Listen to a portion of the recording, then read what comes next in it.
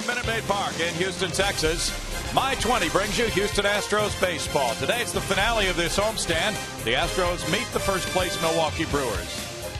Good afternoon, everybody. Bill Brown and Jim Deshaies. The Brewers have put together back-to-back 8-2 wins. The Astros had swept the Pirates. They can still have a winning homestand if they can get this one today. But the Brewers have beaten them 8 times in a row now, J.D. Yeah, so the responsibility falls to Wandy Rodriguez this afternoon as he's opposed by Sean Markham, the talented right-hander for the Brewers. Both these guys having outstanding seasons. Markham has allowed just 4 earned runs total in his last 4 starts. Has not had much run support in that stretch, but he's putting together a very good season, as is Wandy. And Wandy coming off that outstanding start last time out against the Pirates, in which he struck at a career-high 13 men. It's the season series finale between the Brewers and the Astros. Coming up next, can the Astros get Wandy a lead? And will the bullpen hang on? We'll find out in just a moment.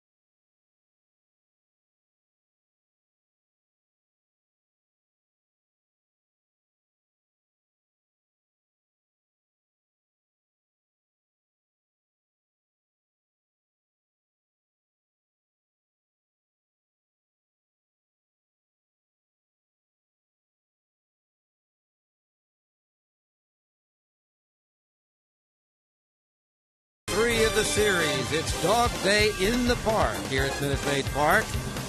Large number of fans brought their dogs, paraded them around a second of the year, and now those dogs are all set to see exciting baseball action and hopefully not chase Junction Jack. He's got to watch out for that. The Astros have just taken the field. The kids who are out with them are leaving. And we're going to have baseball here as the 3rd game of the series sends Sean Markham, who's had a very good season for the Brewers, against Wandy Rodriguez, who's had a good one for the Astros. The home plate meeting is just now taking place with Dave Clark representing the Astros with the umpires. As we're just about set for baseball. Got to get underway, it looks like, just a couple minutes behind schedule. So we're going to send it to the booth because that means Bill Brown can read the lineups real slowly. He's up there with Jim Deshaies, guys. Thanks, Greg. We can also talk about a doomy type of weather forecast. Could be gloomy in Pittsburgh tomorrow with that rain from the Gulf headed on up that way from what we're hearing. So tomorrow's game, day game in Pittsburgh, very much looking questionable right now. The Astros, of course, will get in this final home game and then head for Pittsburgh afterwards. 3-game series there.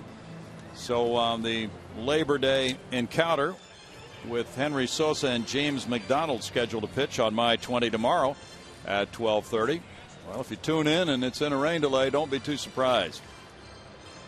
Well, we'll take a look at that starting lineup now for the Brewers as the Astros get set to take the field and face Corey Hart in right field, leading it off with a 15-game hitting streak. It's Jerry Hairston Jr. at second base, Ryan Braun's in left field with Prince Fielder at first base, Casey McGee at third, Yuniesky Betancourt at shortstop, Jonathan Lucroy the catcher, Carlos Gomez in center field, Sean Markham is the pitcher. And he's having a very good season. Indeed he is. And see all the right-handed bats in the lineup for Ron Renicky. Yesterday was a bunch of lefties, but stacks that lineup with right-handed bats because that man, Wandy Rodriguez, is on the mound. And he's a lefty and a darn good one. And you look at the numbers from his last start, a career-high 13 strikeouts as the Pirates were just flailing all night long trying to handle that curveball. 9 of those strikeouts coming on the curveball, all 13 of the strikeouts swinging. And Wandy with just an outstanding performance over the Buccos last time out. Defensively, a little wrinkle in the lineup today. It's Martinez, Schaefer, Bogusevic in the outfield. Brett Wallace is going to get start at first base today. Matt Downs joins him on the right side. Barmerton Paredes at short and third, and Carlos Corporon is the catcher this afternoon. Quite a tough assignment holding down this Milwaukee lineup, which is 4th in the National League in runs scored. Milwaukee last night won 8-2 with 13 hits. Friday night it was an 8-2 win also with 10 hits for the Brewers. They've consistently been in double figures in hits against the Astros this year. They're hitting .305 against Houston as a team with 83 runs scored in 14 games. They've out-homered the Astros 20-9. But Wandy is good enough to stop this Milwaukee club, and he's having a season with that 10-9 record, that 3.43 ERA you talked about.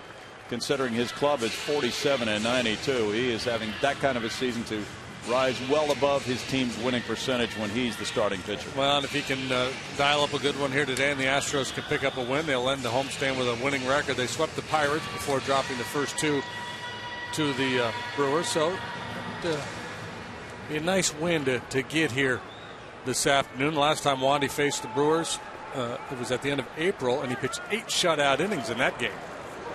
Corey Hart goes for the first pitch. He puts it in the air on the infield, and the second baseman Matt Downs is calling for it.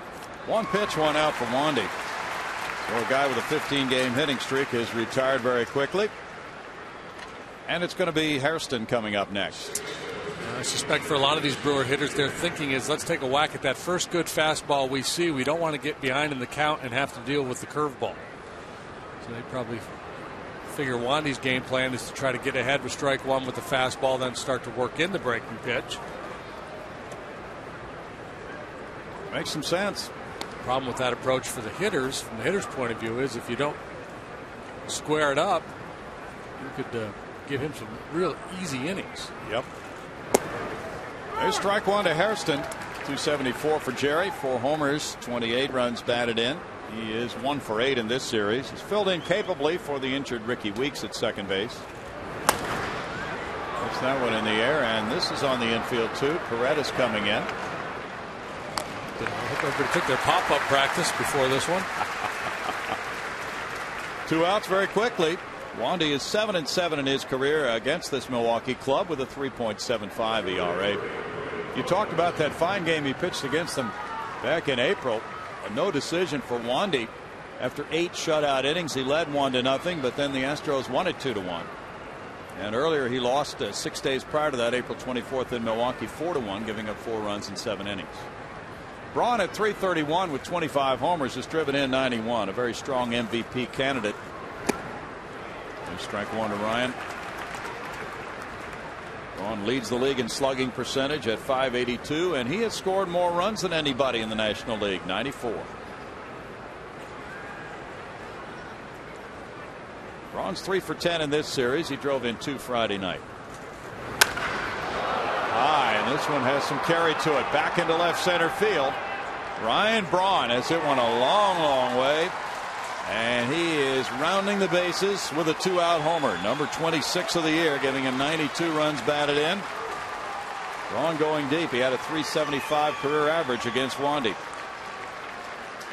That's the fourth time he's gone deep off of Wandy. The Brewers drew first blood yesterday by scoring a very cheap run in the first inning. Nothing cheap about this one. Trying to get in there on him and just didn't get the ball in on that inside corner or off the plate. Braun able to put a charge in it. It's his fourth home run against Houston this season. 12 runs batted in against the Astros for Braun. And Prince Fielder takes strike one. Fielder with 31 homers, 107 runs batted in, leads the league in runs batted in, and his average is .297. He's had a big series. Curveball spins him out of there. It's a 1-ball, 1-strike count. Fielder for the season has hit .482 against the Astros. 6 homers, 18 runs batted in. What a 1-2 punch.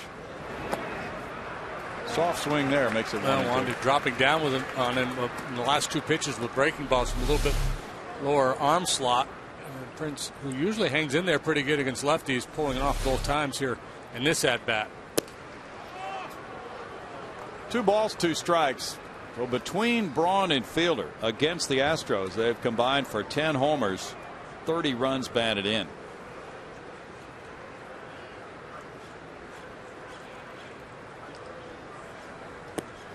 And he dropped down again. As the dogs are barking, he strikes them out on a dog day afternoon at Minute Maid Park. The Braun home run makes it 1-0.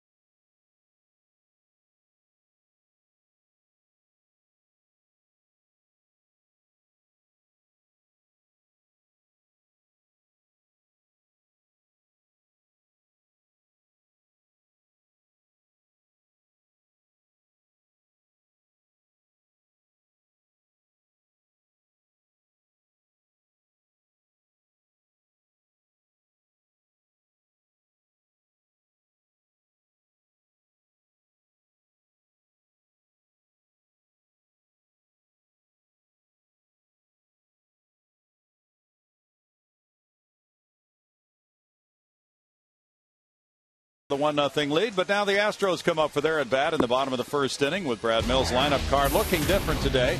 Birthday boy Jordan Schaefer's 25 today. He leads it off in center field. Jimmy Paredes batting second. J.D. Martinez in left field. Brian Bogusevic the cleanup man. Matt Downs in the 5 spot at second. Then it's Brett Wallace at first. Clint Barmas at short. Carlos Corporan the catcher. Wandy Rodriguez the pitcher.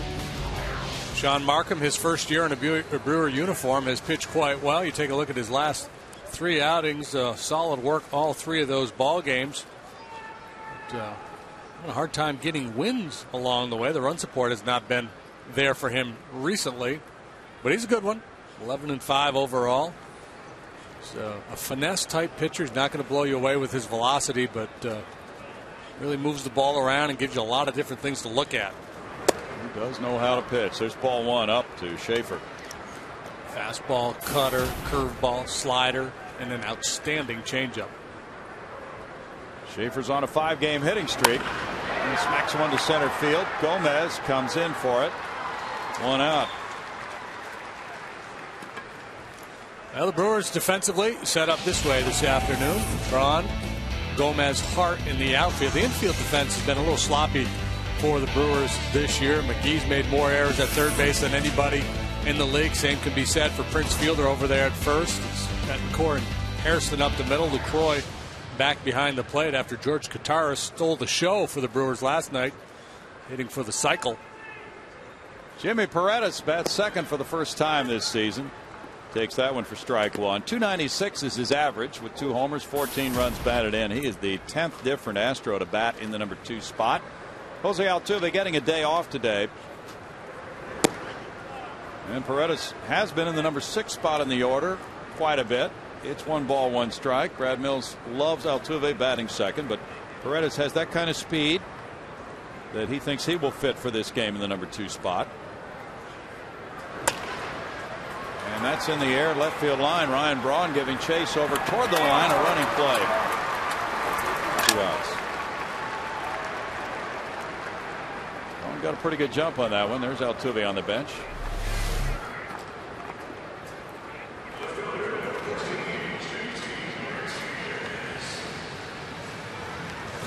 Little guy drops a high five on him. Give me a high five there, Mr. All-Star. Yeah, that's good stuff. Braun very personable with the fans. Martinez looks at ball 1. 293 for JD, 5 homers. He's driven in 29. 2 for 7 in this series. Bogusevic on deck. Markham deals a strike, and it's 1-1 from the 29-year-old right-hander from Kansas City, Missouri, who came up with the Toronto Blue Jays. They drafted him in the 3rd round in 2003. Traded him last winter to Milwaukee for Brett Laurie. That's smacked on a line to left. Braun in for the catch for out number 3. And it's 1-0 Brewers after 1.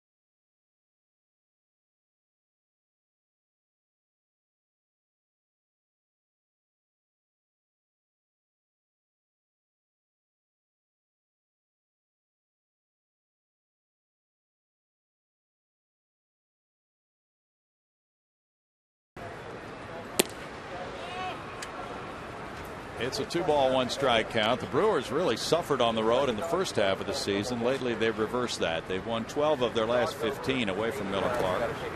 I just figured they were too good of a team to continue to lose at the pace that they were losing at on the road. I mean, at home they've been unbelievable. So there's no reason to think they couldn't at least be decent on the road, but they were really bad for a good long while. Don't know why. They probably couldn't explain it to you either. 3 balls, 2 strikes. Maybe it's because they weren't dressing up earlier for road trips, and now they are. Today they got a Texas-themed road trip. All the players dressing in cowboy gear for this trip to Houston, or trip from Houston anyway. Yeah. Got their boots and their hats. Even the guys in the booth next door had it on earlier. Yeah, they walked in with those outfits on. Rock had his string tie on and his cowboy hat. Ground ball in the hole, backhanded. Barmas sets up, fires, gets him. Barmas a lot of times will throw on the run. That time he set up and made a strong throw from the hole. There they are in the Western gear. Not Uke.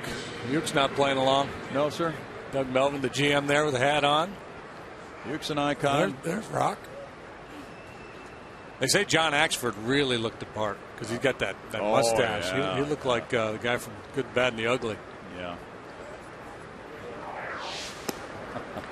It's strike one to Betancourt at 250 with 10 homers, 55 runs batted in. He had a night off last night. He was hit by the pitch Friday night. And the curveball comes in for strike two to the Cuban-born shortstop. He's 3 for his last 23 on the homestand before going 0 for 2 here in this series. Off the plate, and it's 1-2. Paul Nauert shaking his head on that fastball from Wandy Rodriguez. Betancourt was player of the month for July, though, for the Brewers, hitting .299. Big curveball outside. Just missing, trying to tease that outside corner. Not a bad pitch, especially for a guy like Betancourt, who's a very aggressive hitter. So some patience in this series, but usually push comes to shove, he's hacking. He comes inside, and that's ball 3. Full count.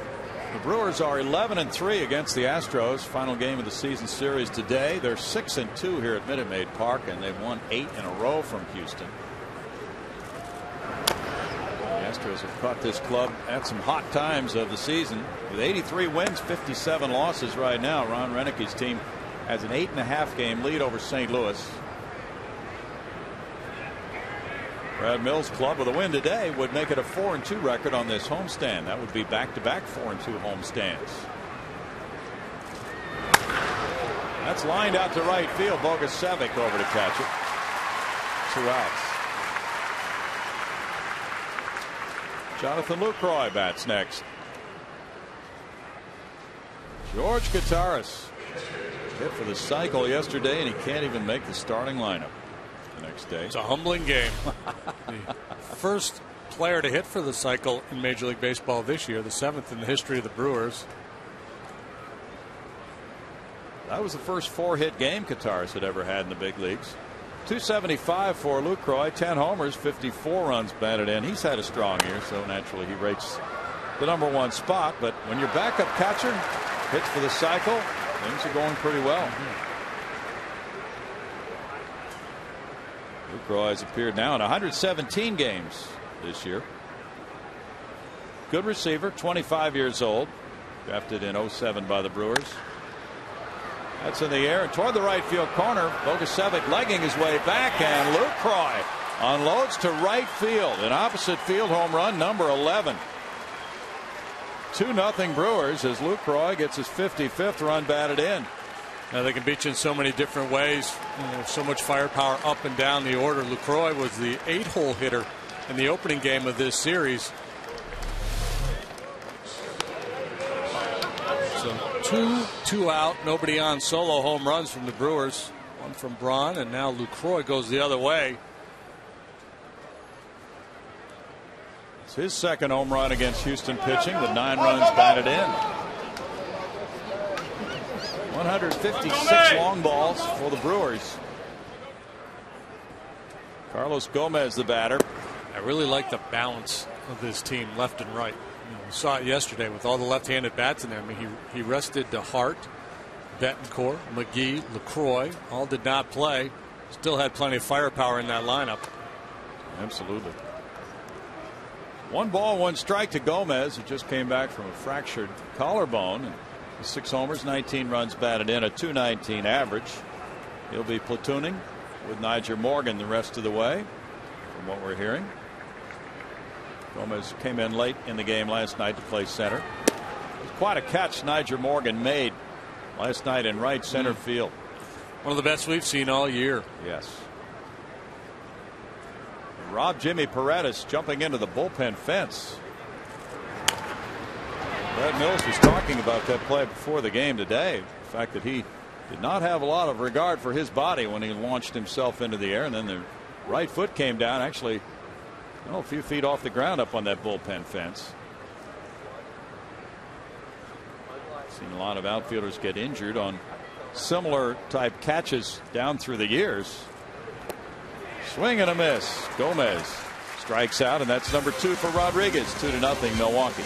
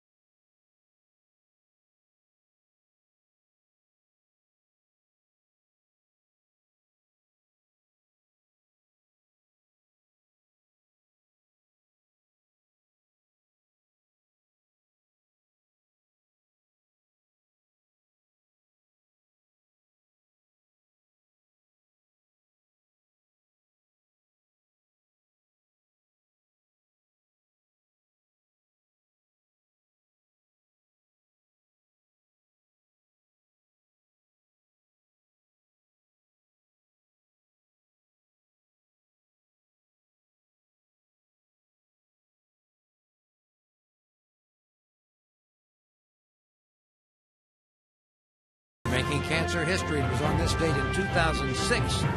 Charlton Jimerson became the first Astro all-time to hit a home run in his first major league at bat. Third Astro all-time, but this one was a pinch hit home run in the 6th inning, breaking up a no-hit bid by Philadelphia's Cole Hamels. Jimerson maybe didn't have a long major league career, but he had a memory he will never forget.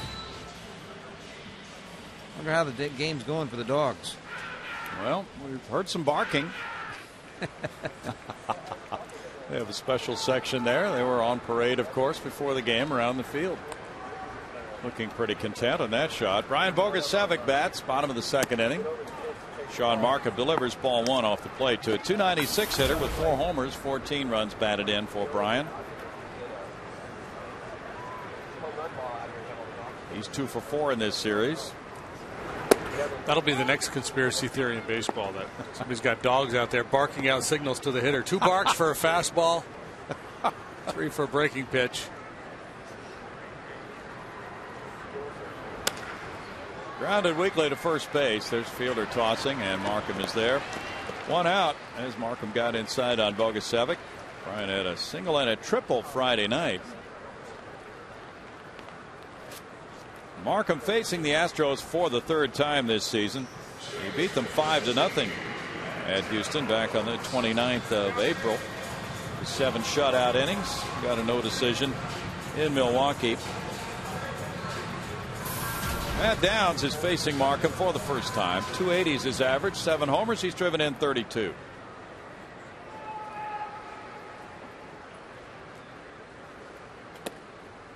There's strike 1 to Matt, getting the call at second base today. He led the majors in batting average in August, .447, 17 for 38.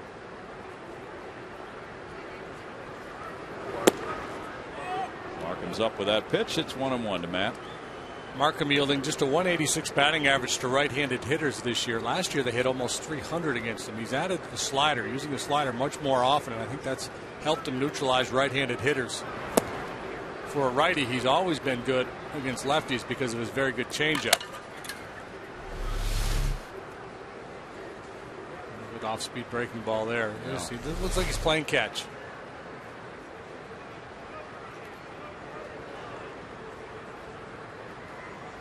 Big month of August for Matt. A little roller out to shortstop. Betancourt to his left. Slings it high and throws it over fielder. Downs is safe. He could get a hit on that. Let's see what the official scorer says. He could, but he shouldn't. Should be error number 17 on Betancourt. And I mean, that's when you break down the Brewers as they head towards the postseason. You look at the three phases of the game: pitching, hitting, and defense. Pitching should be fine. Hitting, there no problems there. But defensively, that could be their weak spot. That is error number 17 on the shortstop.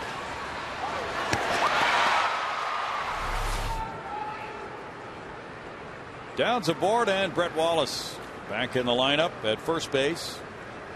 With Carlos Lee resting today. Try to take advantage of that. That one crowds him, and it's ball one to Wallace. 266 for Brett. 4 homers, 26 runs batted in. He's 0 for 2, both at bats, pinch hitting in this series. Markham's going to try to throw cutters in on him. Breaking balls down. He's going to try to keep the fastball out of the middle of the plate. I mean, that's kind of what you try to do to all hitters. But even middle away and down a little bit is a dangerous pitch against Wallace. It's a ball we saw, especially early in the year, Brett driving the ball into the alley and in left center on fastballs away. Gomez shades over to left center now. To me, that's his pitch. I mean, that one caught the corner, but he's pretty good with that ball there. Wallace is trying to snap an 0 for 19. He was 0 for 17 before he went to Oklahoma City. He hit .356 there, and 0 for 2 since returning. He was hot, and then he's in a slump, and just by changing uniforms. The same guy, but he was hot in that Oklahoma City uniform. Now he comes here, and we're hanging that 0 for 17 on him. Yeah. Unfortunately, that's been in a holding pattern while he was at AAA, and now he inherits it again. Wallace is 3 for 5 against Markham. He's hit .381 against the Brewers this season. He had a big month of April, and these two teams played a couple of series in April, so a lot of his good hitting came early in the season against the Milwaukee pitching staff.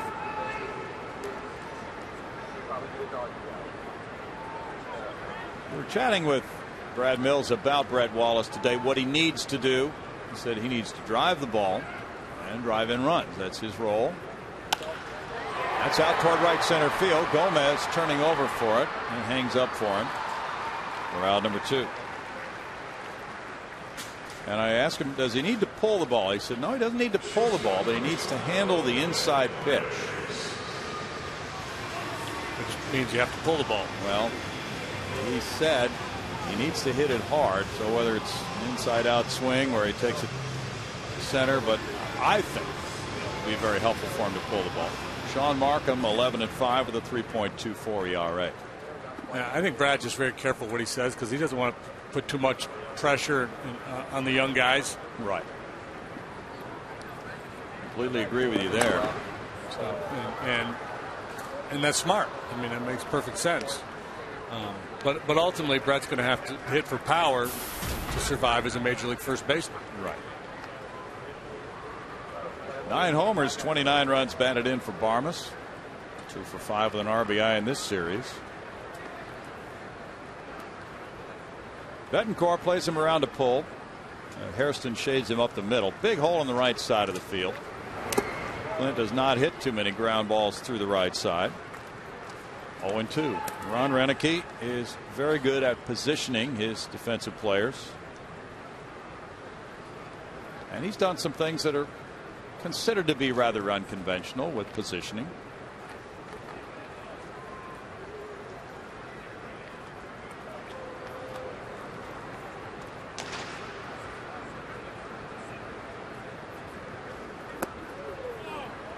One and 2 to Barmas with Carlos Corporan on deck.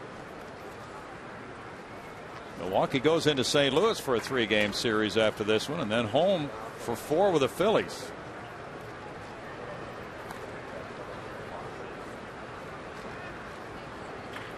Cincinnati just got 2 in the first at St. Louis.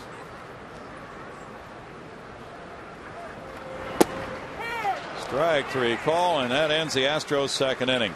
With no runs, no hits, one error, one left. It's 2-0 Brewers.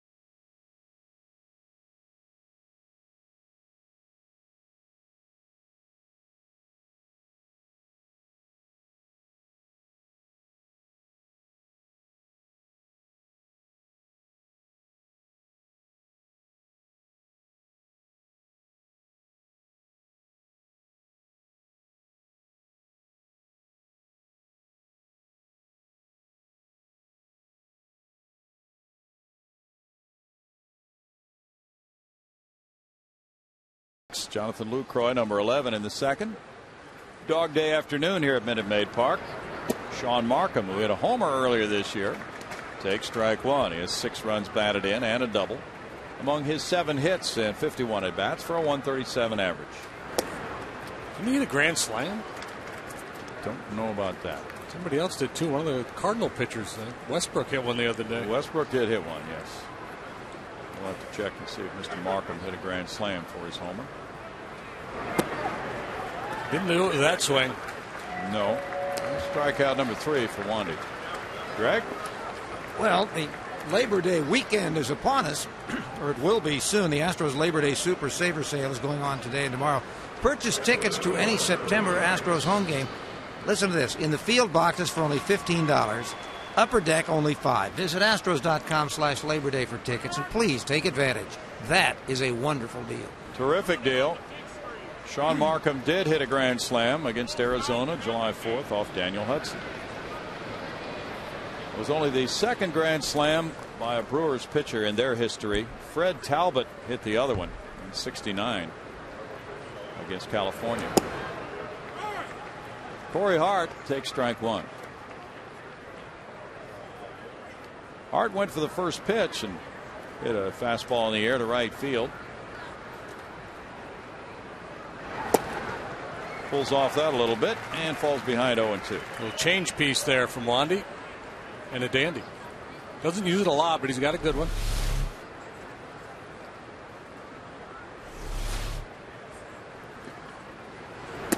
Hart takes that one high, and it's a 1-ball, 2-strike count to Corey. 3 punch outs for Wandy, all swinging, all at curveballs, continuing the theme from his last start. And he struck out 13, all swinging, 9 on curveballs, and I'll probably get one here. Oh, back to the change. And he chased it for a strikeout. That's number 4. Now, the Pirate hitters thought they chased a lot of curves out of the zone from Wandy.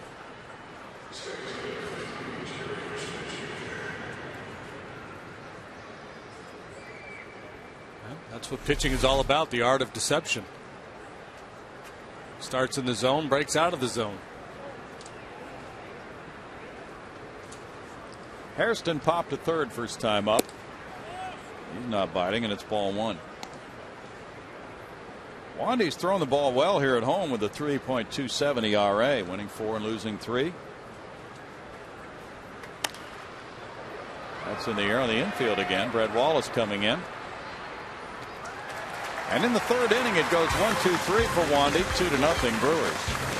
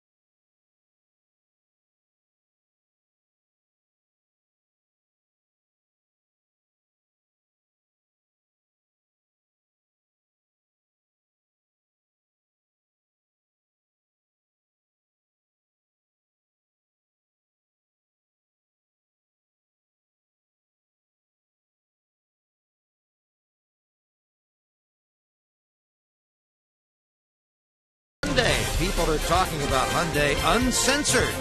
See what they're saying at Hyundai.com.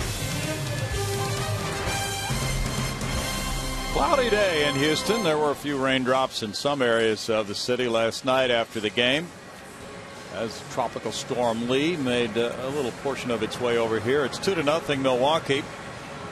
Certainly much more rain would be welcome here. It's been cloudy this morning. Carlos Corporan leads it off as the families enjoy this dog day afternoon.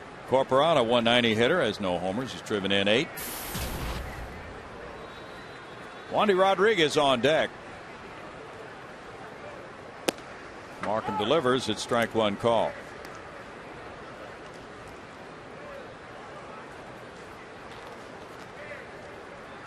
The Brewers in a go for it all mode. Traded a good infield prospect, Brett Laurie, for Markham. Laurie's played well for Toronto. Now, Laurie, one of the better hitting prospects in all of the minor leagues before being called up by the Jays, has not disappointed. He's got tremendous power. But the Brewers had plenty of that. What they needed was some quality pitching, and they've gotten it from Markham. Also made a deal to pick up Zach Greinke, who's been solid and much better than solid here in the second half. Giovanni Gallardo is having a good year as well. So the Brewers have 5 pitchers in double digits in wins. It's the 4th time in their franchise history they've done that. First time since '82, the last time they went to the World Series.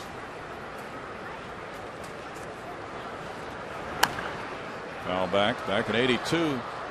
The quintet was Pete Vukovich. You were talking about him last night. He won 18. Mike Caldwell, 17. Bob McClure had a dozen. Moose Haas had 11, and Jim Slayton 10. Vukovich won the Cy Young Award that year. Yeah, you're right.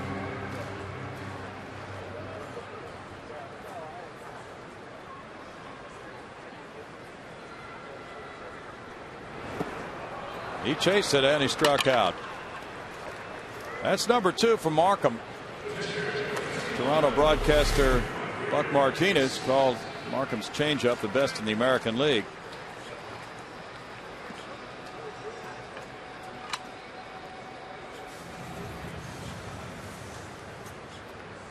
And there's a good example of it right there. He really sells it well. Same delivery as his fastball. Great downward fade to it.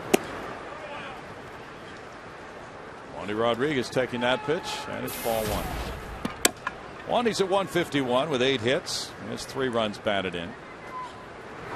Markham would be the quintessential crafty lefty, except for he's not a lefty.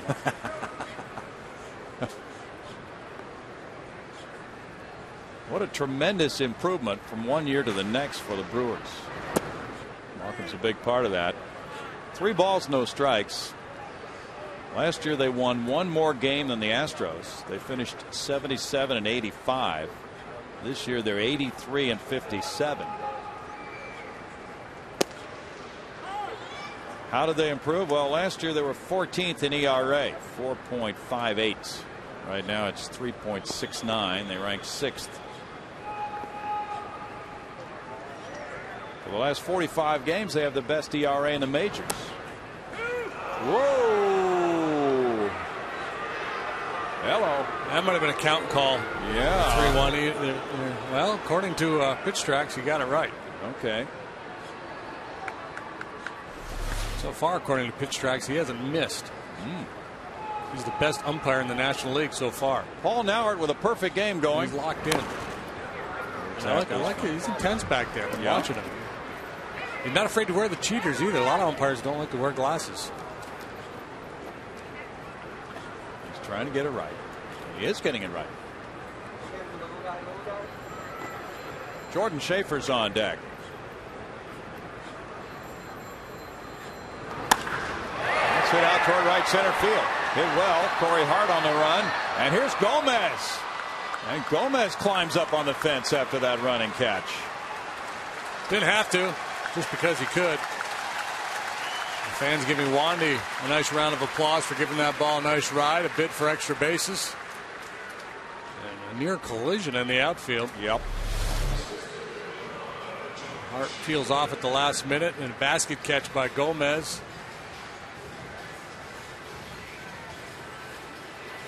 I'd rather see a guy kind of jump into the wall with his shoulder than plant his foot into the wall to stop his momentum for fear of twisting an ankle or a knee. Yeah. Niger was spectacular when he leaped into that wall. Niger's saying right now he's trying to copy me, but Niger kind of had to. Yeah, Niger's play was unbelievable. They're having some fun with Gomez right now. Yeah. It was Niger-like after about 4 steps. Schaefer lined out to center. They're both very good defensive players, though. So that's quite a platoon. 1 ball, 1 strike for Jordan. 251 is his average, but he's been a much better hitter in a few games with the Astros than that 251. Fouls that one away. Coming into this game, he was 13 for 42 as an Astro for a .310 batting average with a .383 on base average. Played well in center field. He's put down a good bunt a few nights ago that got a run home, showing off some of the things the Astros had wanted to see before the end of this season from Schaefer. Inside for ball 2. Here's Niger Morgan's play last night. Going full speed when he left his feet.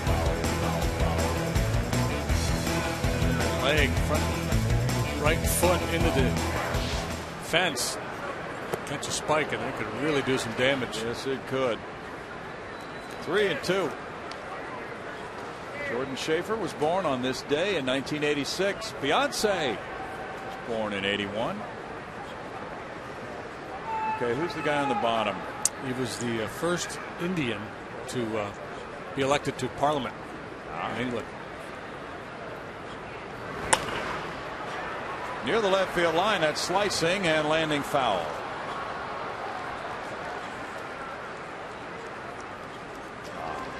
Souvenir for the youngster.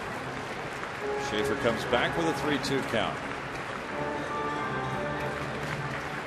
Bronson Arroyo's pitching today for Cincinnati in St. Louis against Edwin Jackson.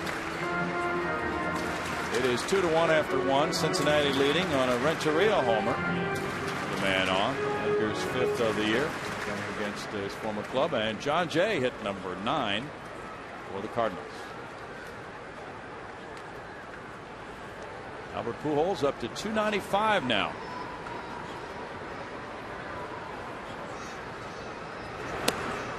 Inside, and Schaefer takes the walk. He could be running. He has 18 steals in 22 tries. First walk for Markham.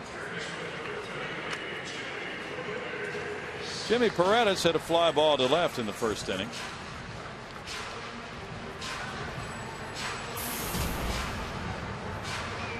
So the Brewers have really undergone major mound improvement since last year. And that has a whole lot to do with where they are right now in the standings. If you want to improve from one year to the next, that's the first place.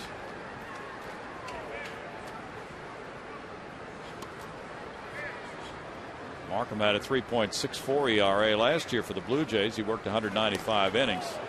Sliding back in head first, Schaefer. And I think that's why there was some hope for the Astros coming into this season. Not that they were considered to be contenders, but certainly an expectation that they would play better than they had, because I think the pitching that was so good in the second half of last year gave people hope that they would be a little bit more competitive this year. Just has not proven out. Pitch out.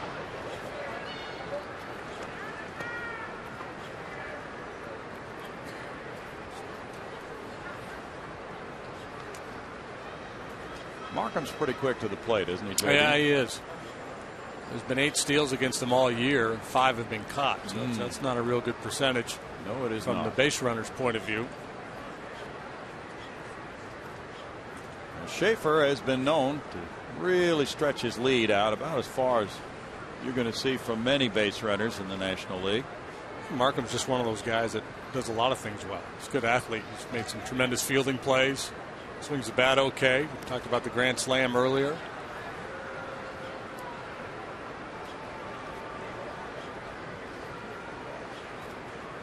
Last year there were only 7 steals against Markham in 15 tries. He is quite difficult for the base runners.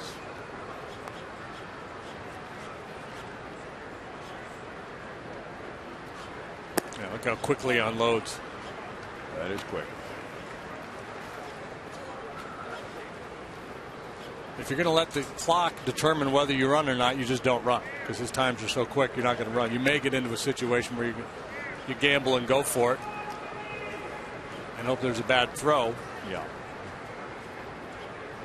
And it's tough to run in a game like this. You're down 2-0 with the stats that you've already recited. Bouncer goes foul. If you're going to go 2-1 would not be a bad time. You don't want to run 2-0 because it's such a hitter's count. You want to let him go ahead and take a whack at one, and maybe he can hit one in the alley or down the line, and Schaefer certainly with the speed to score from first on an extra base hit. But 2-1, not the hitter's count that 2-0 is, so you're not as convinced that the hitter's going to get a pitch to hit. Might guess change up. That would be a good pitch to run on. That's strike 2. It was a changeup. There's Meach with the evidence.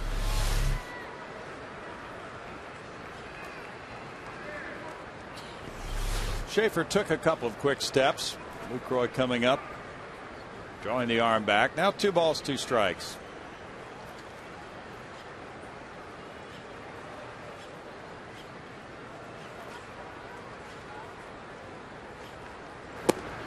Paredes reaches for it and strikes out. That's number 3 for Markham. It's no runs, no hits, and a man stranded. 2-0 Brewers.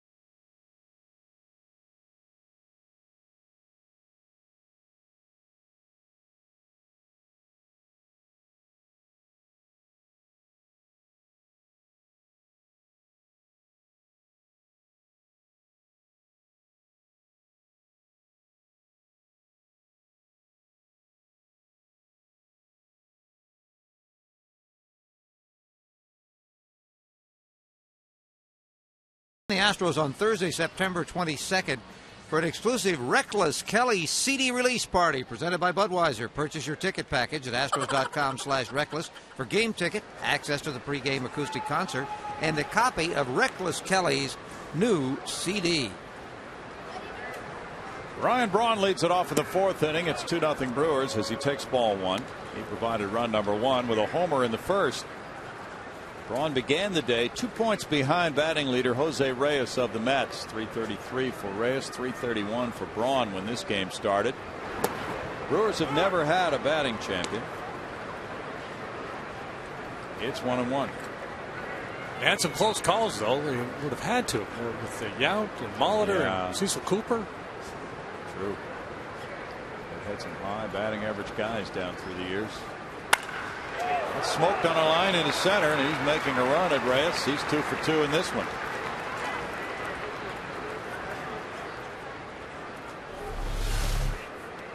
Hands high, and then just great path through the ball. Watch the shoulder and the head stay on the ball, and then drive through it, extend through the ball into center field. Braun's homer was number 26. He has 31 steals. So 4 homers away from the 30-30 club. They call him the Hebrew Hammer. Fielder takes, and there's ball one to him.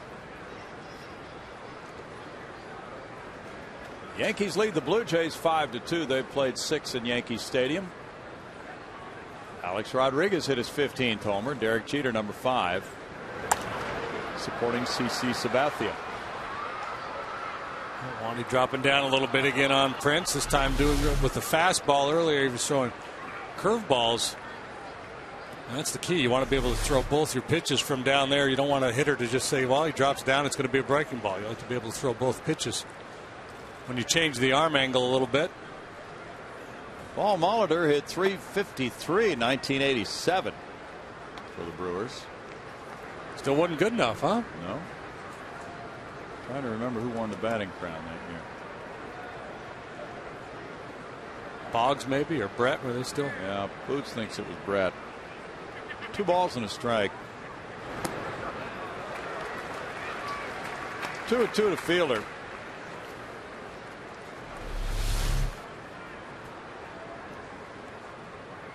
At 353 is the franchise record for batting average for Milwaukee. Cecil Cooper hit 352 in 1980. And that's the year Brett almost hit 400. Yeah. Ended up at 390, I believe. Sounds right.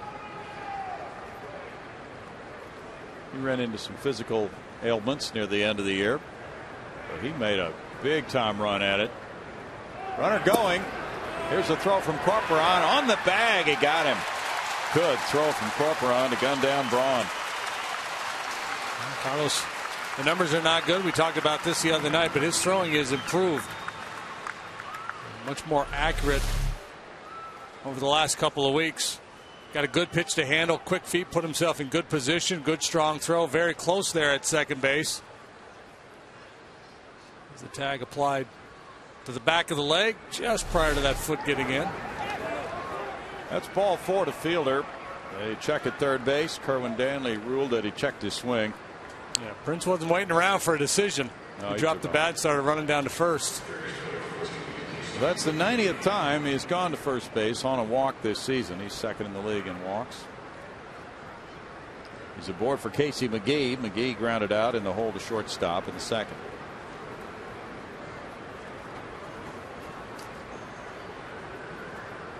Corporon has thrown at 8 of 48 trying to steal.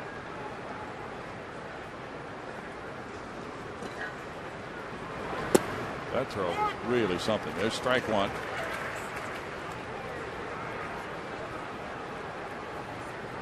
And with Wandy on the mound, it's been fairly easy for the base runners this year. They were 19 out of 21 prior to that one.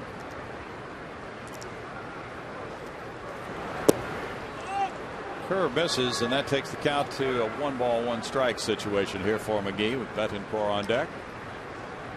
Phillies and Florida are tied 2-2 after 5. Texas leads Boston 2-0 after 4 in Boston. D-backs beat the Giants last night. Kennedy got the win.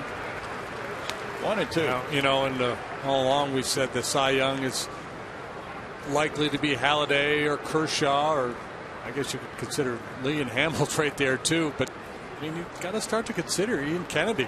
Yep. I don't know if there's a starting pitcher that's been more valuable to his team than Kennedy has been for the D-backs. Maybe not. He's the win leader in the National League with 18. Kershaw second with 17. 1-2 to McGee. Cleveland has the early lead 4-0 at Kansas City after 2. Foul ball keeps the count. 1 ball, 2 strikes. Cueto leads in ERA, but he missed a bunch of starts, so he's probably not a guy who's going to get a lot of votes for the Cy Young Award. But then Kershaw, Halladay, Lee, Hamels go 2, 3, 4, 5. How about those Phillies? 3, 4, 5 in the league in ERA. And Kennedy currently tied for 10th with Jair Jurgens with the 296. And considering that he plays his home games out there in Arizona, it's pretty darn impressive. Yeah, you know it is. Phillies are next up for the Astros on the home schedule, September 12th through the 14th here.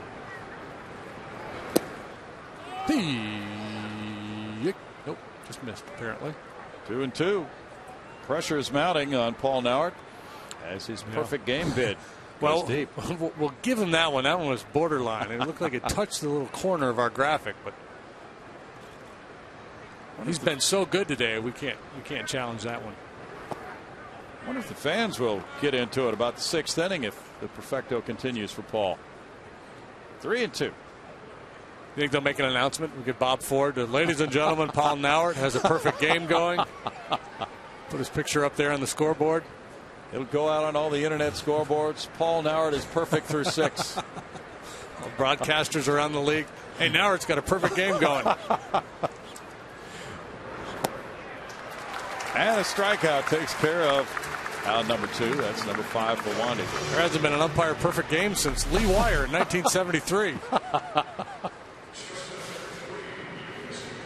Despite what Joe West tells you. 5th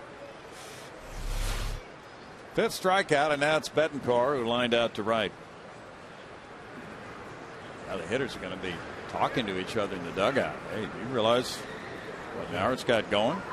All the other umpires won't come and talk to him between innings.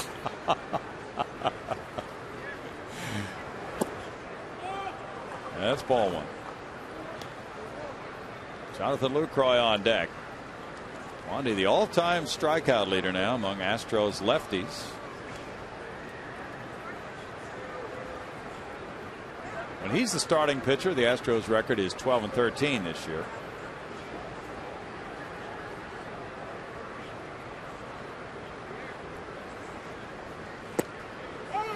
That's in, and it's a 1-ball 1-strike count.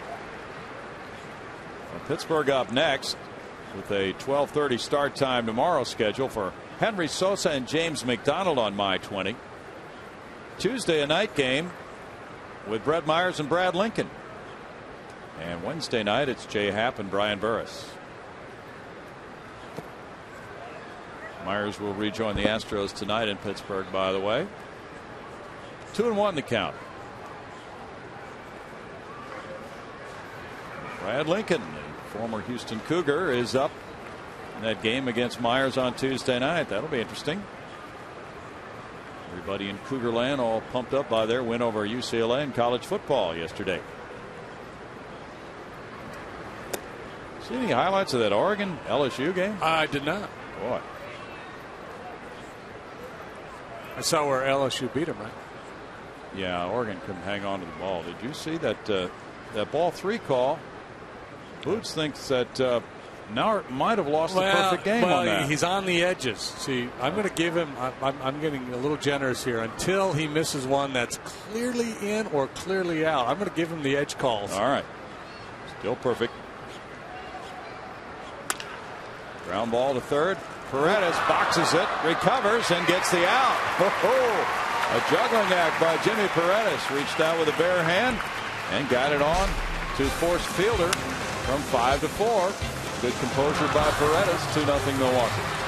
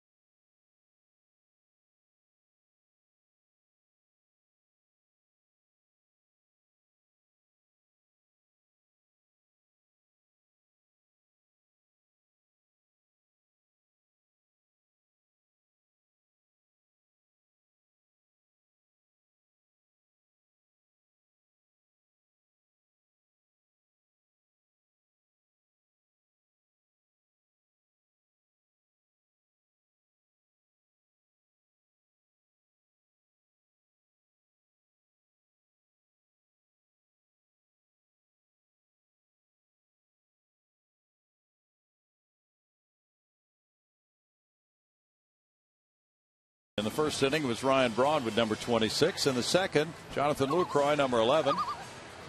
Dog Day afternoon here. Fans enjoying bringing their dogs to the ballpark.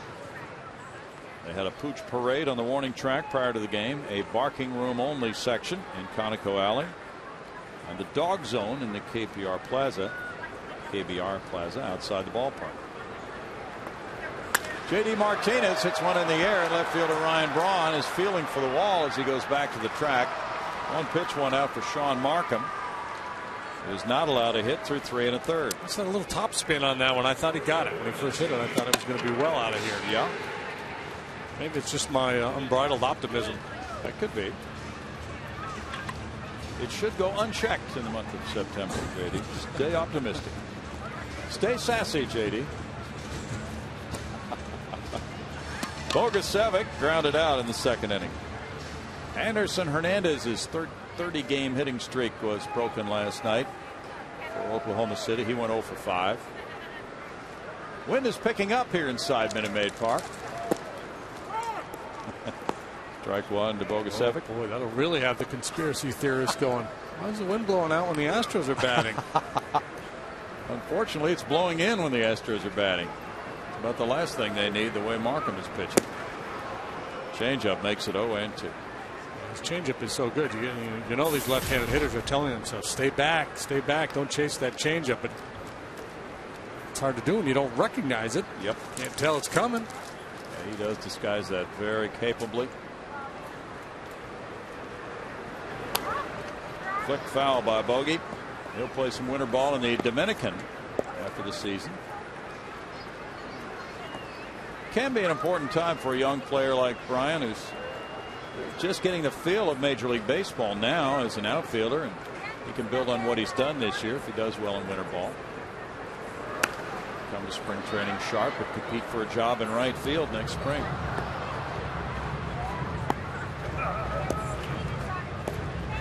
Unless the Astros go out and acquire some players, I don't know who the competition would be. I think he's the guy. Seems that way, doesn't it? Yeah.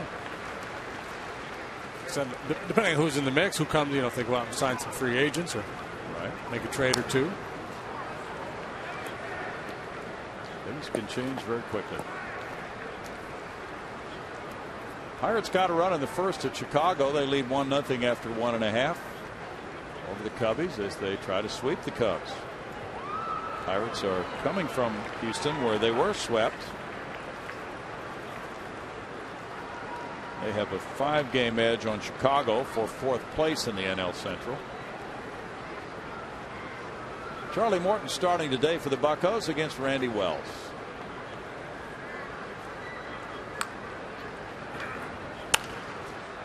Ogasovic fouls it. Still 0-2 for Bryant. The Astros bring up different coaches and maybe managers from the minor leagues. And it's Ty Van Berkelio, the minor league roving hitting instructor, with the club for a few days right now. He'll go on to Pittsburgh and then head home to Northern California, and then somebody else will replace him on the club.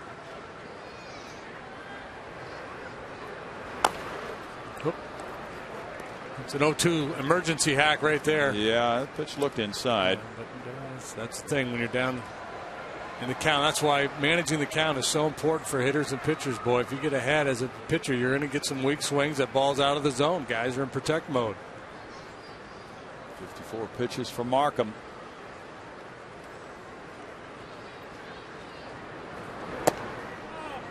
One and two ran into Randy Wolf in the Milwaukee clubhouse today. And he's, of course, one of those in double figures and wins. All 5 guys in the rotation are.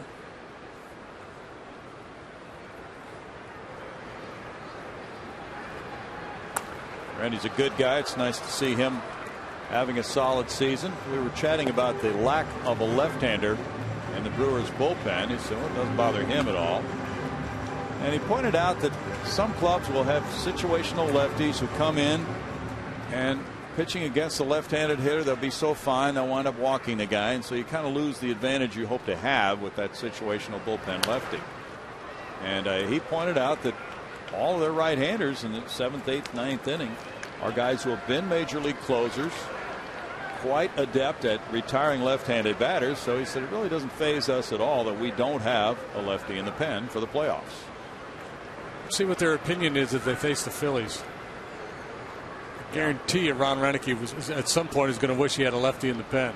A good one, a competent one. Well, that's the thing, yeah. Markham keeps messing with looking in at Bogey and LaCroix going, let's try knuckleball. He can't put him away. He's throwing everything he's got, and Bogey keeps fouling pitches off.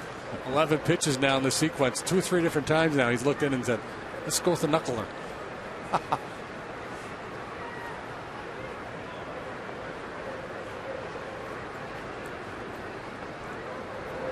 He did. Oh, he did it. And he struck him out. How about that?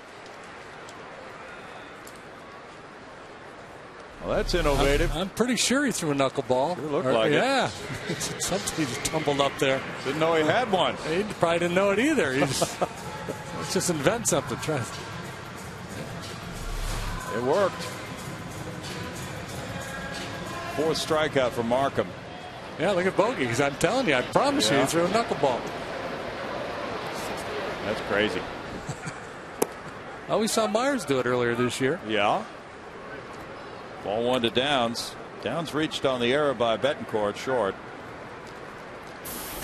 Well, Markham has not given up a hit. He has that 1 base runner on an error, and he's walked 1. Trying different things as he gets the foul ball there. It's a 1-ball, 1-strike count. Game number 140 for the Astros. 22 remaining after this. Only 2 homestands, but the next one is only 3 games with the Phillies, and then they wind up the year at home. St. Louis and Colorado. In the air and another infield pop-up. McGee comes in. In the 4th inning, it's 1-2-3 for Markham, breaking out a knuckler. And after 4, 2-0 Milwaukee.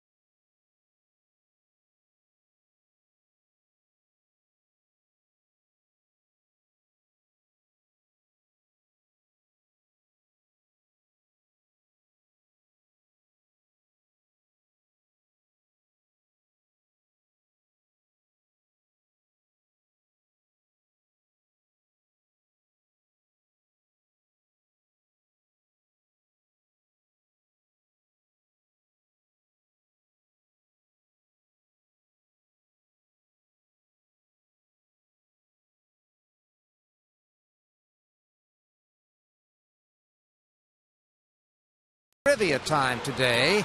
The bells that will ring are the footer bell and also the brass bell. We're going to go big time if you get this one right. Here's the question.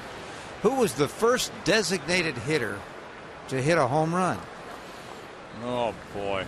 Ron Blomberg was the first designated hitter, but I don't know if Ron Blomberg hit the first homer. He did not, but this is a well-known name. Ooh, 1973. 1973. It was on the 6th of April. Okay. Actually, two well-known names, the person who gave it up and also the guy who hit it. I'm going to say Frank Robinson. That would be incorrect. Carl Yastrzemski. All right, we're going to go into the clues. The guy who gave it up, well, gave it up won't help you know who hit it, but the guy who hit it was a Minnesota Twin. Tony Oliva. See, I told you he was well-known. He is well-known. He actually hit it off Catfish Hunter, who was very well-known of the A's. Yeah. Twins won it 8-3. There it is. That's the official answer there. First designated hitter to hit a home run, Tony Oliva of Minnesota. Designated hitter really helped Tony Oliva because his knees were shot. Catfish, he gave up a few long balls. Oh, a bunch. But he won. Well, Wandy Rodriguez could do the Catfish Hunter thing today. He's given up 2 solo homers. If he gets some run support, he can win this game. You need some hit support first. Astros still looking for their first knock. Yeah. 2 balls, 2 strikes.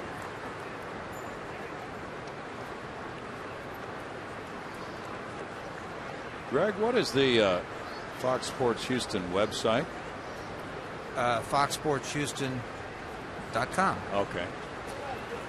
By the way, that trivia question is one of those that I put in here as my educating the fans question. Good. You know, there's only one guy who's ever going to do it first. So if you remember that one, there it is. Yeah. Well, let's go on that website and find out if we're televising the game Tuesday night. I think we are. I think that was one that was added. We've heard that it was added. We'll go on that website and find out. Yeah. Well, I'll check it right now.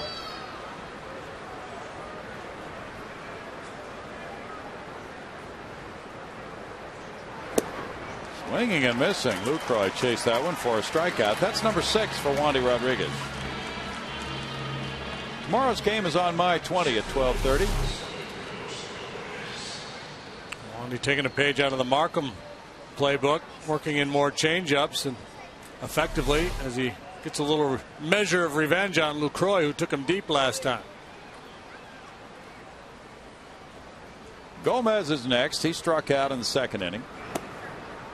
He's got to be wary of the bunt with Gomez up there.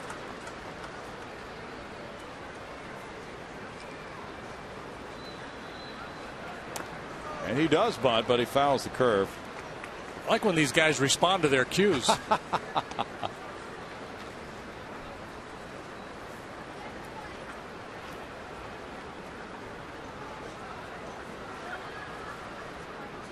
The way it's worked out, even though Gomez was out for weeks with that broken bone in his shoulder, Brewers got great play from Nigel Morgan.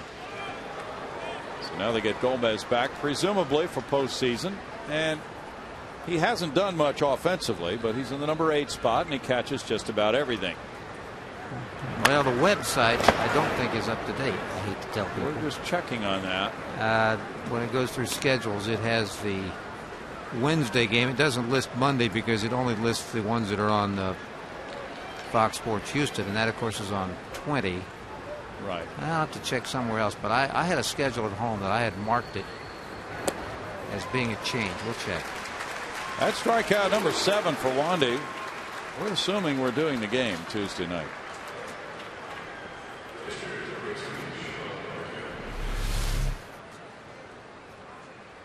Now fastball with a little cutting action to finish off Gomez. So Wandy's got it all going now. Good low fastball. 13 strikeouts in 7 innings in his last start here against the Pirates. Now 7 through 4 2/3 here. And it's fouled by Markham for strike 1.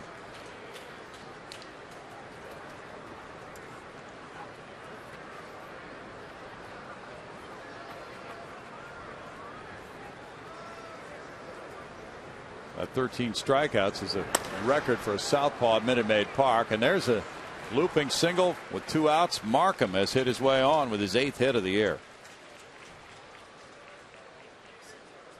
Hit number 4 for the Brewers. Just watching Markham play the game, not just pitch, but play the game. One of those guys I think could have done well in any era. He's kind of a throwback guy.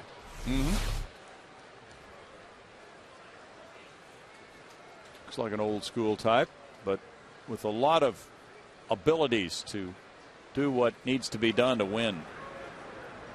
Corey Hart is 0 for 2. You pointed out he fields well. He prevents stolen bases well. He can hit. And throws a lot of strikes. Just really seems to have captured a lot of the nuances of what it takes to do well. Not a hard thrower. This one gets by Corcoran, and Markham will go to second base. So we'll see how he is as a base runner, too. A little wild pitch, but either way, that's a ball that's got to be blocked.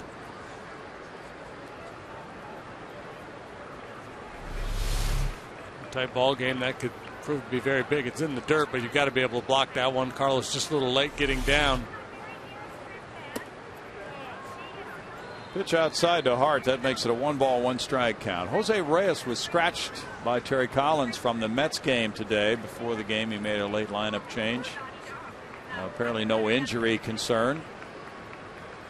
Ruben Tejada is playing shortstop, and Reyes has the day off with a league-leading 333 batting average.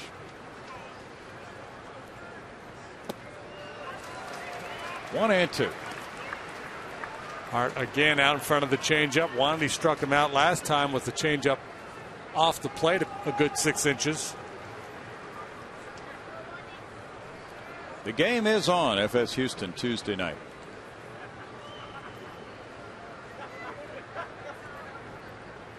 So that means pregame show at 5:30. Foul ball outside the right field line. That is not on many of the printed schedules, so you might be checking and think that it's not televised, but it is Tuesday night, 5:30, Astros Live. But, you know, having said that, you see Sosa and McDonald scheduled to pitch on May 20 tomorrow, 12:30. If that's a rainout, there very well could be a doubleheader Tuesday. Myers and Lincoln scheduled for Tuesday night, 5:30, and Wednesday night it's Happ and Burris at 5:30 for Astros Live on FS Houston.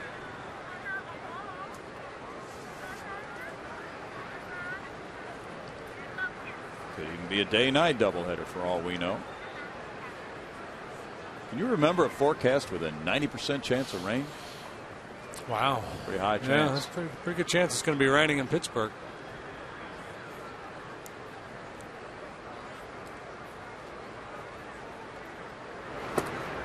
Outside for Wandy, and Corey Hart has worked the count full with 2 outs. I'm going to guess tomorrow would get like a 1 on the Norman number. Probably would be get a very a good 1. number tomorrow. Yeah. We ever seen a 1 on the Norman number?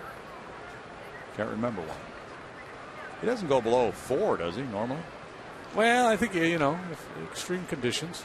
Okay. He does. I don't know what his policy is. Up the middle, off the mound, and that is a diving play by Downs. No throw, but he saved a run by diving and keeping that ball in the infield. So Markham could not score on the hit up the middle by Hart. 16-game hitting streak for Hart. Fans appreciating the effort by Matt Downs because he did indeed save a run. Broken bat base hit right through the middle of the diamond, and it was slowing down as it got into the outfield. That would have allowed Markham to come around and score the 3rd run for the Brewers, but good diving effort there by Downs. Fakes the throw, then looks to try to make a little backdoor play on Markham, but he did not take a big turn around third. Heady play, not only to dive and save the hit going into the outfield, but also faking that throw. Maybe he could have gotten it out at third, but Markham, a good base runner, also didn't fall for it. Now it's Hairston, who's 0 for 2. Hairston came into this game with very good numbers against Wandy. So very important AB here, and this is what the Brewers have been able to do in the first 2 games of this series: play or score early and then play add-on throughout the ball game. And Hairston up here in an RBI situation, and then it's Braun and Fielder. So this is big here. Very big. 1-1 to Jerry, 34 years old, from Naperville, Illinois. He went to Southern Illinois University. There's Fielder. And Braun is on deck. So this is the guy Wandy wants to get to end this inning with a score 2-0 Milwaukee.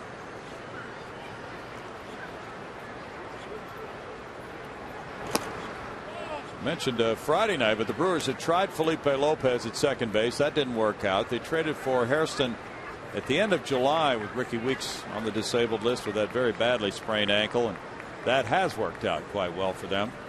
Weeks should be coming back here in the next possibly week or so. And the talk is he could pinch hit now, but they just don't want to risk him aggravating that ankle injury. 3-1, and he's been taking batting practice, but they'll wait until he can do some other things like the side-to-side movement. Well, that's the beauty of the big comfortable lead they have. Well, 3-1, and there you go. Paul now remains perfect this afternoon, the home plate umpire. That's a walk, and now the bases are loaded for Braun. Let's see if he remains perfect. Wandy looking in.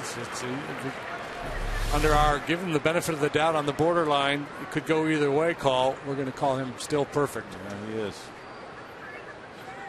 Doug Brocail's coming to the mound with Braun the batter.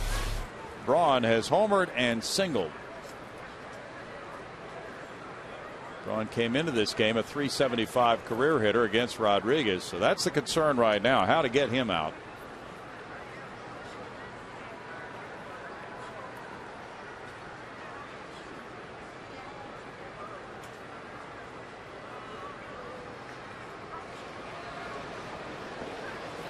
The whole team in on that meeting.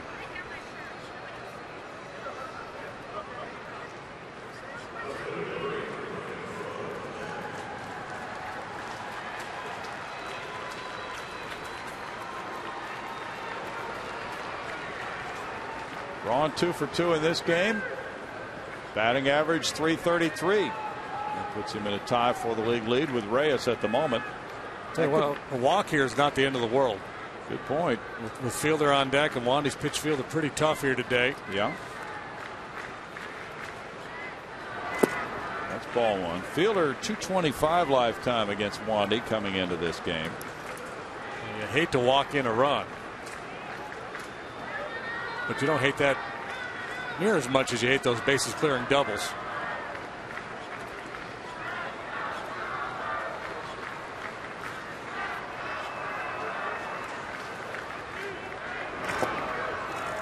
Breaking pitch takes it to 2 balls, no strikes.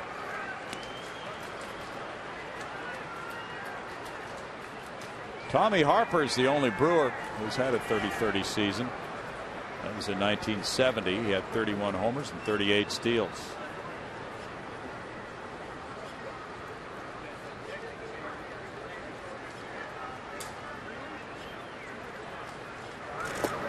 That's ball 3.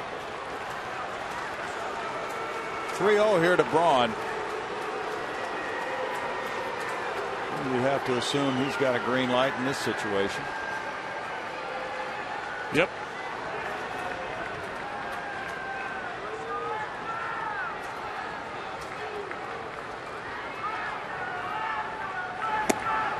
He takes a walk with the bases loaded to make it 3-0. Braun getting his second RBI of the game, 93rd of the year. And it's Fielder coming up. The walk to Hairston really hurt. Now this one costs a run. Yeah, I think the whole key to that about is Wandy just wasn't close enough early on. He missed badly with those first 2 offerings. Wasn't close enough to get Braun to chase either one of those pitches, and then Braun kind of got a sense that they're just not going to challenge me here, and that takes away a little bit of the hitter's aggressiveness. Fielder looks at a fastball. There's strike 1 to him. He has struck out and he's walked.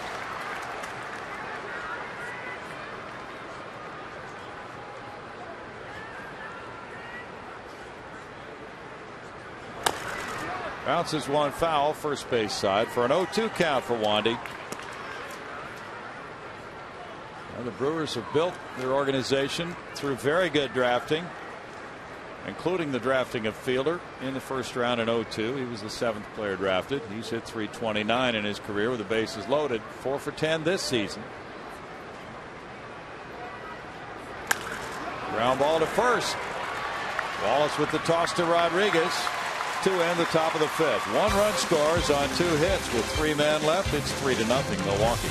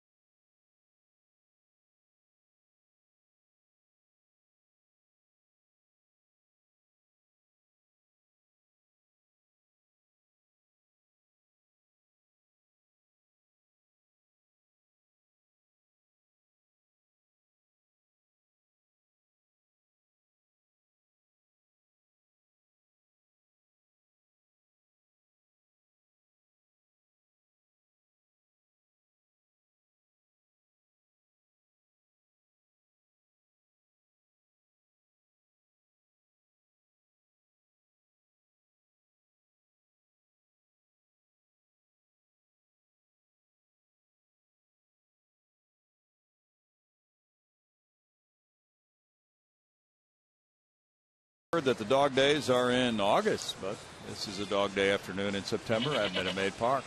And the real dog days are in June. Are they? Yeah. The Roman calendar, the dog days really happen in June. Okay. Didn't realize that. See some contented looking pooches there. And they've been barking from time to time, but they're hoping that these fans can have something to cheer about. Trailing 3-0, the Astros do not have a hit through the first 4. And Sean Markham has walked 1, and 1 man has reached on an error, Mad Downs. Brett Wallace hit a fly ball to center in the second inning. This one goes on the ground to fielder.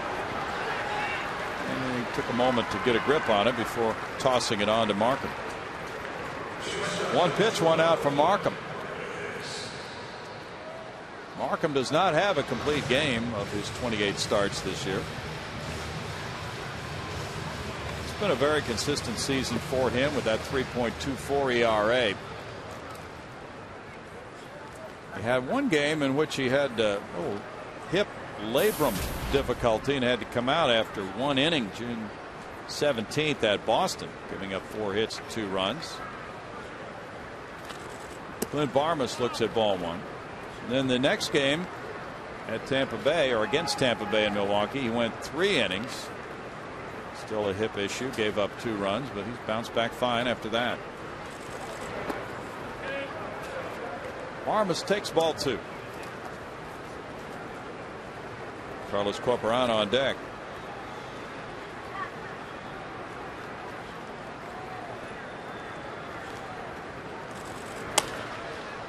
In the air, and Prince Fielder's calling.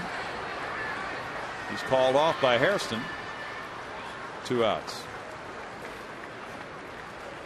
You know, Markham, a guy you wouldn't typically associate with a no-hit bid because he's not an overpowering guy, but the league is only hitting .225 against him this year. He's not giving up a lot of hits.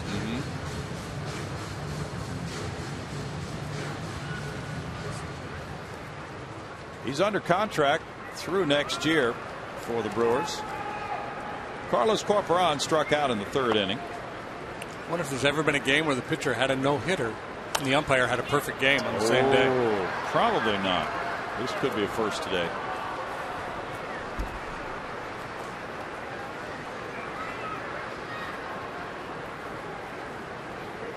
As far as we know, Paul Nauert has a perfect game going. And even if he doesn't, we're sticking to it. Yeah. It's a good September story. We're giving him the benefit of the doubt because he was so good early on. Borderline calls he's getting until he makes a blatant missed call in or out of the strike zone. He's perfect in our book. September, we've been badgering umpires all year long. It's time to give them a break. That's right. 1-2. Of course, the hitters can really help an umpire by swinging. Yeah, the more they swing, the fewer decisions he has to make. Exactly right. Especially if they swing at those borderline pitches. Well, and I'm starting to agree with Buck Martinez. You mentioned earlier that Buck, while broadcasting in Toronto, said Markham had the best changeup in the American League. This is about as good as we've seen. Mm-hmm. 2 balls, 2 strikes.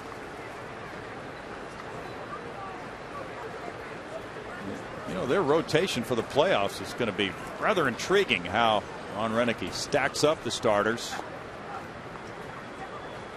There's some real talent among the 5 men he has in the rotation now.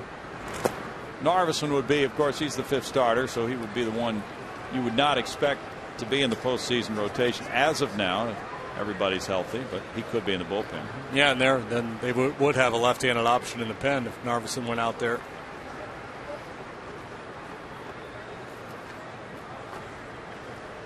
Chris Johnson is on deck. Pitcher spot due up next. Strike 3, and they don't get to the pitcher's spot because Markham gets strikeout number 5 to end the 5th inning with a 3-0 Milwaukee lead.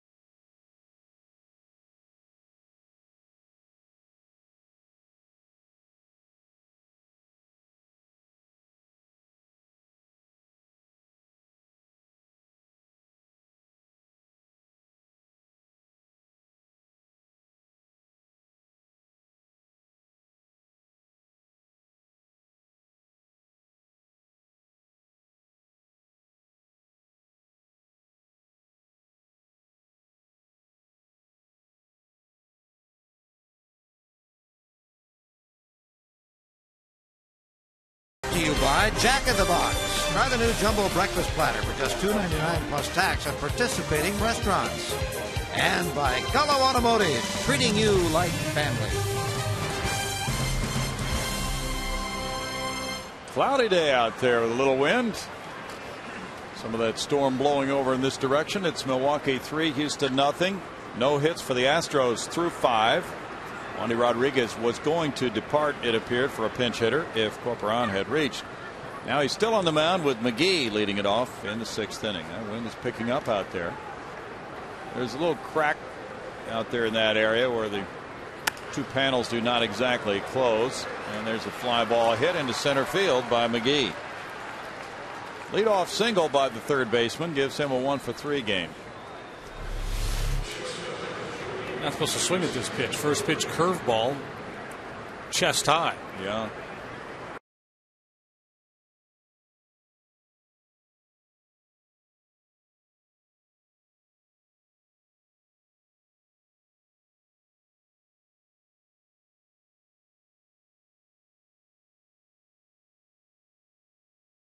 Cor fouls it. There's strike 1. August 11th. So the original Dog Days had to do with the constellation, and then it kind of morphed into this thing that there was originally a thought that the stars actually reflected heat and made the summer hotter. That's the whole origin behind the dog days. So dog days are the hottest, sultriest days of summer. Yeah. Regardless of what the calendar says and the way most people view it. Okay. Big cut here. We like to cover a lot of topics. We got off topic last night because Bagwell was here. Yeah, that's true. He just wanted to bash Biggio. He frequently leads us far afield. And then blames us for getting off topic. I took the fall today with Bitch, by the way. Did you complain? Was he aware of it? No, he wasn't aware of it. Oh. Struck him out, and that's number 8.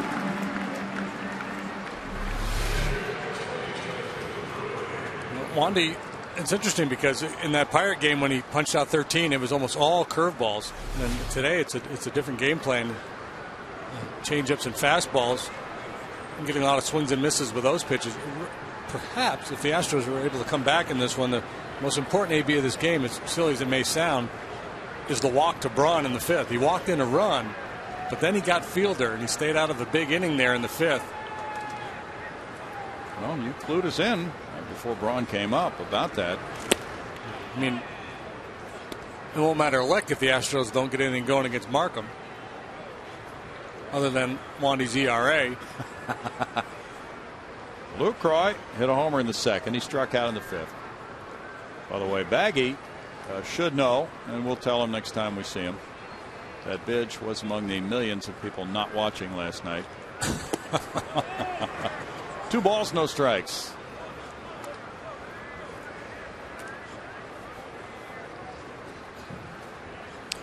Yeah, we have one more home Saturday, that final homestand of the year. So Jeff will be with us. I think it's the Rockies are here. Yep.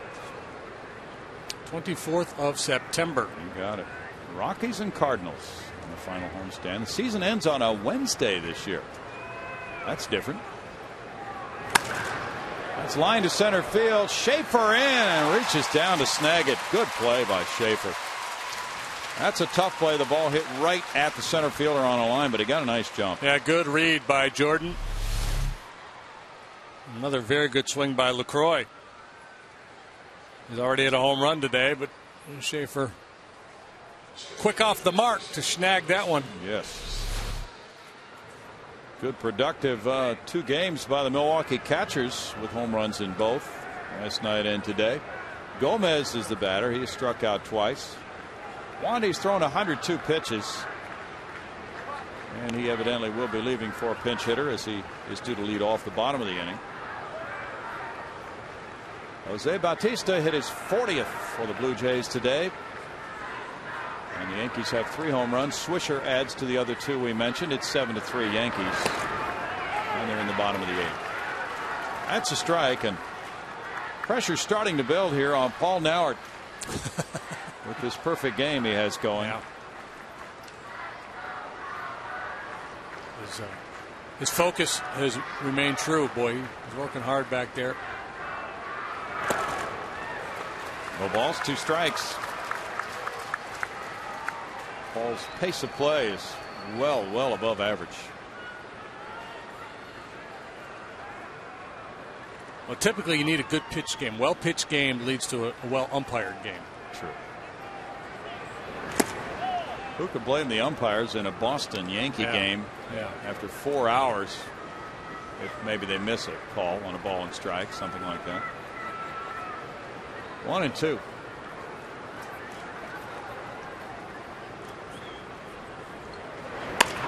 Bounce to the left side. Paredes to his left.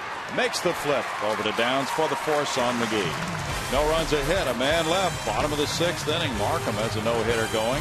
3-0 Milwaukee.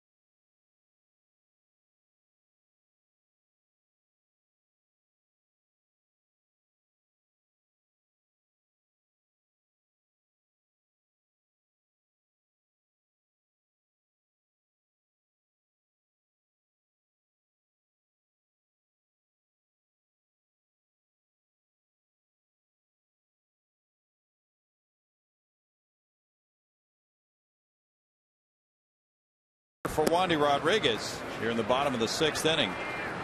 Wandy leaving after 6 innings of work and giving up 6 hits and 3 runs today. He had 3 walks and struck out 8. Quality start for Wandy Rodriguez, and that bases loaded walk to Braun scored run number 3 in the 5th inning. Then he had a scoreless 6 to keep it within range if the Astros can get something going against Sean Markham. A tough day for Wandy, keeping this Brewer club down. 3 runs in 6 innings, not an easy task. Altuve will try to get things going the Houston way as he pinch hits now. Altuve is 1 for 8 in this series, .296 for the season, 2 homers, 11 runs batted in after hitting .389 at 2 minor league stops. Altuve has not had back-to-back hitless games yet in the big leagues. This will be a tough test. Last night he was 0 for 4, and now he comes up as a pinch hitter. Schaefer and Paredes to follow in the Astros 6th.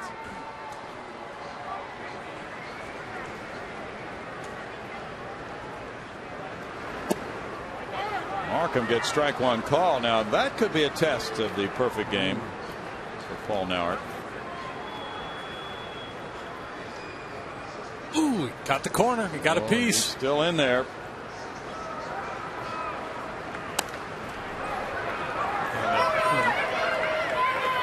Figured that this would be a difficult matchup for the Astros because they have so many young, aggressive hitters that like to hit the fastball, that like to attack, and he's a guy who just working the corners and has that real good changeup and kind of taking advantage of the aggressiveness of these young Astro hitters.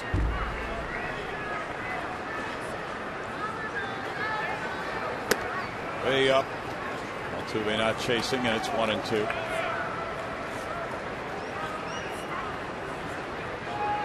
Altuve's .296 average, 4th best among rookies in the major leagues. And Ariel Del Rosario's warming up. That's strike 3. Number 6 for Markham.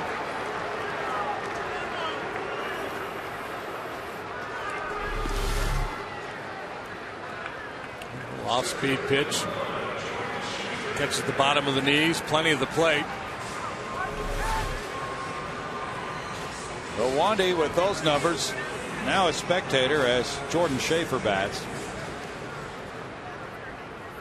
Schaefer lined to center field and he walked. There haven't been very many hard hit balls by Astros. Schaefer's liner was hit pretty well in the first. Martinez hit a looping line drive to left field, but since then not a whole lot going. Wandy hit a ball pretty well in the 3rd inning, caught by Gomez in right center. And Markham has really kept them off balance. When the Brewers get a quality start, their record is 62-22. 1-1. Phillies 4, Florida Marlins 4, bottom of the 7th inning in Florida. Texas 9, Boston nothing. 7 runs in the 6th inning for the Rangers. And they're still batting. Who's out of Florida today? Hanley Ramirez will have surgeries done for the year. Left shoulder? I believe so.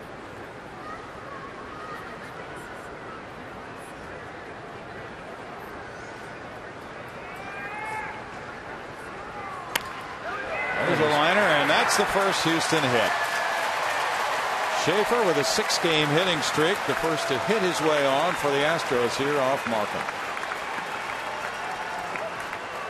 No, Hanley Ramirez could be out 6 to 8 months now. Cut fastball that didn't quite get in far enough from Markham's point of view. In a little bit, but Jordan able to fight it off. He's aboard for Jimmy Paredes, who hit a fly ball to left and he struck out. Last time when Jordan drew the walk in the 3rd inning, he was on for Paredes. Drew several throws over to first, and Paredes struck out for the final out. Now he draws the throws. He's aboard with 1 out in the inning. The Astros down by 3, but Brad Mills has been fine with granting base stealers freedom to run even when behind in the score this year. That has been a big part of the Astros game. They've stolen 101 bases. A guy like Schaefer would have the green light all the time, and then would get a don't go sign from Dave Clark on occasion. You go, you feel you can get a jump and go, but there'd be certain situations where they would put a don't go on if they don't want him running.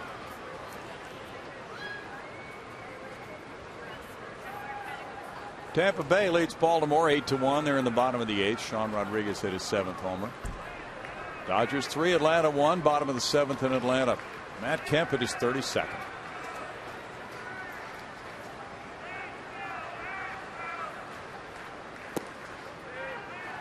Two and 0. You know, you were talking about MVP candidates last night, and you gave a good illustration of what Matt Kemp has done for that Dodger team. The Dodgers are not in contention. They are 68 and 70. But Kemp has been phenomenal this year, and he deserves a lot of consideration. Yeah. He's third in RBIs. I don't think he'll get it because the voters tend to lean towards winning teams. But in my world, he would be the guy. Strike to Paredes, 2-1. He leads in total bases in the National League. He's third in runs batted in. Tied for second in homers now. He's fourth in batting average. A very good year for Kemp. Plays a very important position on the field, the center fielder. Steals a bunch of bases. He just does it all. 2-1 to Paredes with Martinez on deck.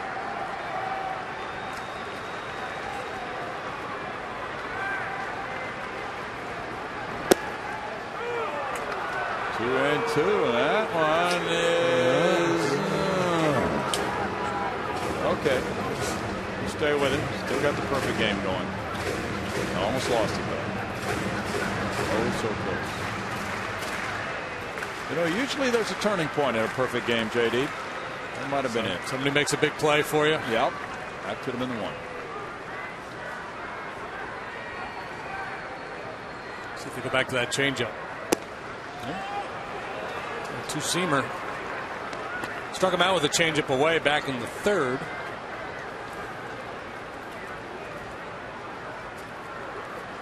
Well, by this time of the year, the umpires, even though they have their vacation period, have to be absolutely wiped out with all the travel they have. And they have to move around because there's a rule that they can't umpire, you know, more of one team's games than another, that kind of thing. Paredes strikes out. That's number 7 from Markham. The last time he threw him a changeup running off the outside part of the plate. This time he throws it on the plate but down. And again, Paredes sees fastball out of the hand, gets the bat started, and cannot lay off. See how far in front he is. 2 outs, and it's J.D. Martinez. He lined to left and flied to left.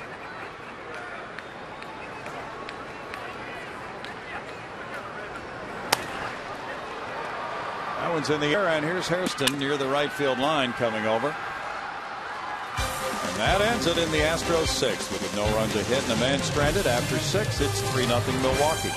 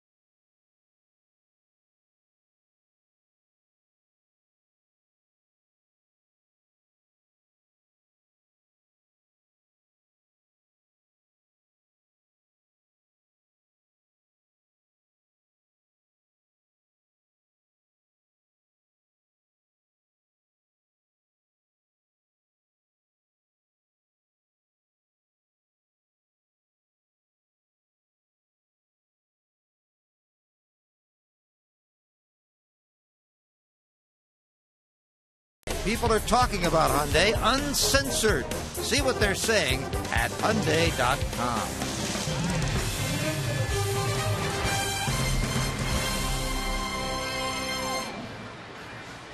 It is 3-0. Milwaukee leading Houston. A pair of solo homers by Braun and Lucroy in the first couple of innings gave Sean Markham the early lead. Then a bases loaded walk to Braun, added to it in the fifth.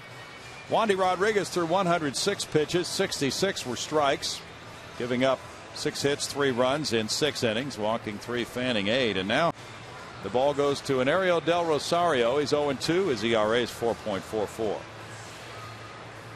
EDR worked 2/3 of an inning last night. No hits, no runs, no walks. A strikeout in that ball game. He's got Markham, then the top of the order. Hart Hairston due up.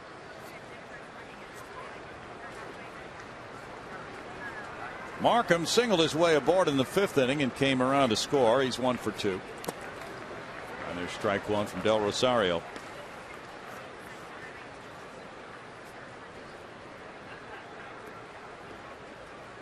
Last time Del Rosario pitched for the Astros was when Milwaukee was here August 5th, prior to last night.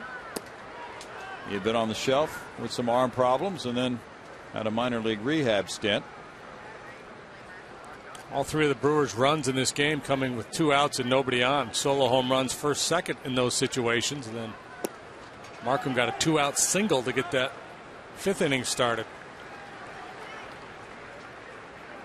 2 balls and a strike on Markham, or 1-2 rather. Doug Eddings made that call on appeal.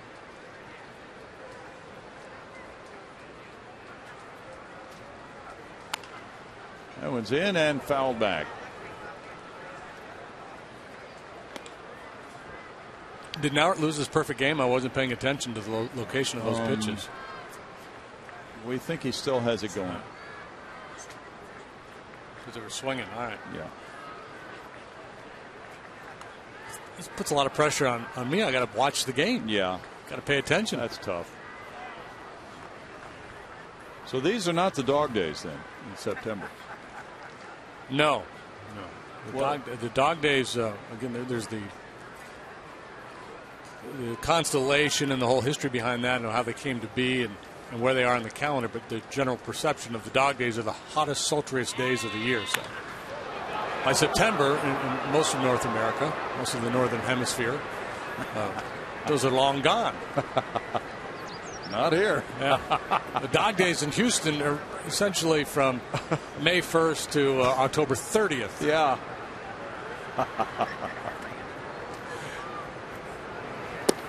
Swing and a miss. Markham's down on strikes. It's strikeout number 9 for Astros pitchers. Seems like they're still with us somehow.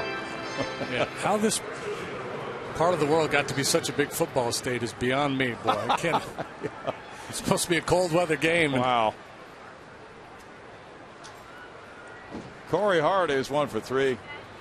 Can only imagine the Houston Cougars football team. They're probably all soaking in tubs of ice today after playing in that heat yesterday. And they did a whole lot of running, scoring all those points. There's a shot backhanded. Barma sets up and makes the throw to a stretching Wallace. 2 outs.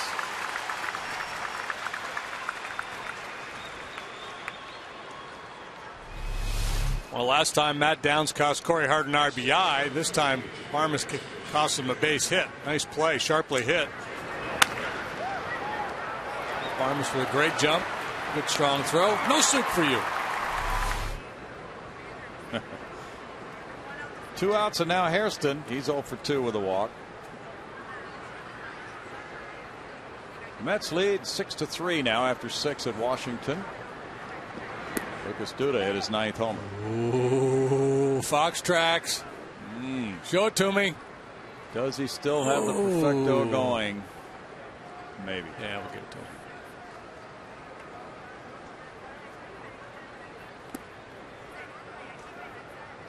It's 2-0. Well, when you get this close, you've got everybody on your side.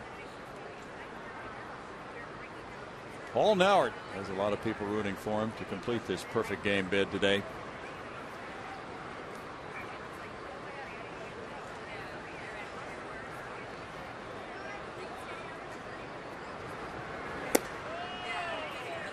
Now it's 3-0. Cincinnati 2, St. Louis 2. They played 5 in St. Louis. Cubs lead 2-1 over Pittsburgh after 4 in Chicago. That's a walk to Hairston. Ooh, man, he's flirting with it, Brownie.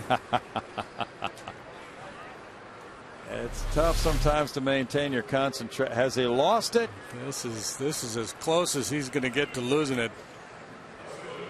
Number 4 there. He's good on that. Corporon didn't help him any. No. 2-out walk, and now it's Braun. And Brocale is on his way to the hill.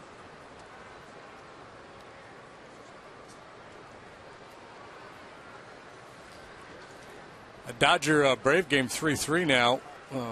In the middle of the 8th, that was Clayton Kershaw starting that one for the Dodgers. And he was going along nicely there, and they dropped a 3 spot on him. But 7 innings of 8 hit, 3 run, 2 earned, and he has struck out 10 while walking nobody. Well, it's not been a good season, of course, for the Dodgers. They're 2 games under 500, but they have 2 of the very best performers in the league in Kershaw and Kemp. And they are showing some signs of life lately. They've won 9 out of 10 and 6 in a row. Fernando Rodriguez there has joined Wesley Wright in the Astros bullpen. Braun has homered, singled, and drawn a bases-loaded walk. He and Fielder have just done a number on the Astros. Runner going. Corporon's throw sails, and Downs has to dive for it on the stolen base by Hairston, his 3rd of the year. Earlier, Braun was gunned down in the 4th by Corporon.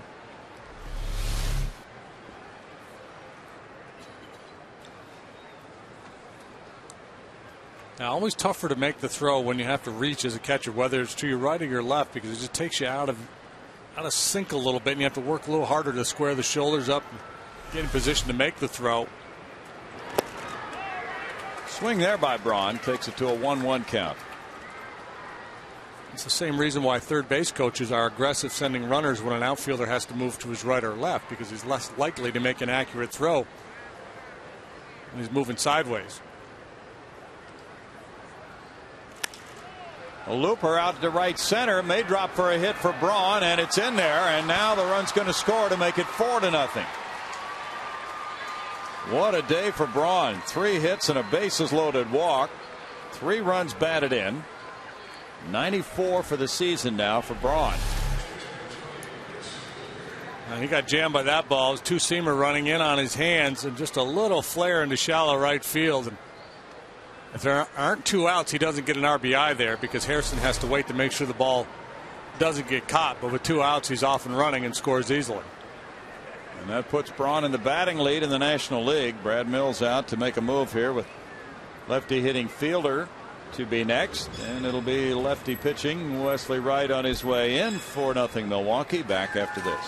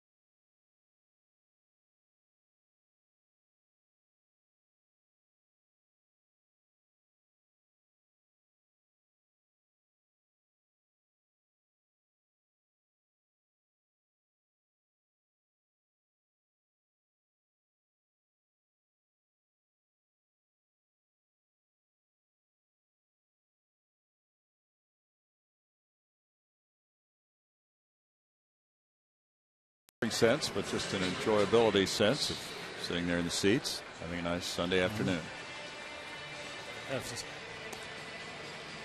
Some quality ears working there on that dog. It's a good-looking dog. Some lavish attention being paid to that dog.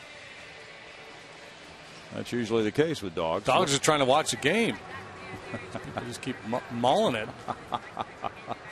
Wesley Wright with no decisions has an ERA of 1.35. Coming in to face Prince Fielder, he came in Friday night and walked Fielder. And he retired Casey McGee after him. Fielder's 0 for 2 with a walk today.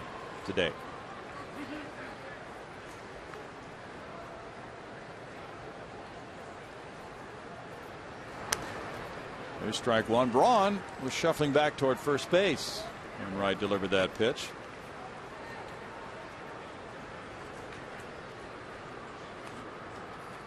Four runs on 7 hits for the Brewers. No runs on 1 hit for the Astros against Sean Markham.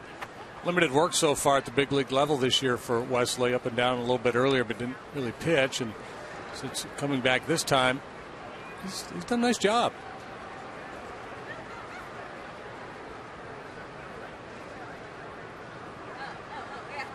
Friday night, he put together another outing of 1/3 inning, no runs. He's had 8 consecutive scoreless appearances since he was recalled from AAA on August 20th. Fielder's 4 for 12 against Wright. And he's trying to keep Braun close.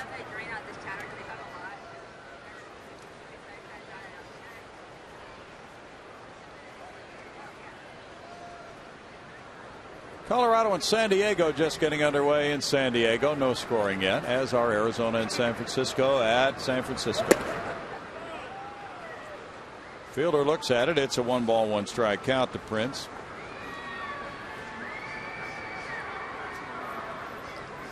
$21,976 tickets sold for this Sunday afternoon finale of the homestand.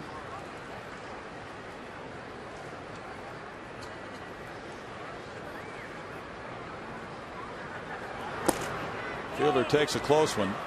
That's ball 2. And Paul Nauert maintains his focus. Done a very good job behind the plate. Yeah, see, there haven't been that many lefty-lefty matchups today. Now he's got a different lefty in there. It's not Wandy, so that's the challenge for the umpire. Got a different pitcher, different arm angle, different look, the way the ball moves.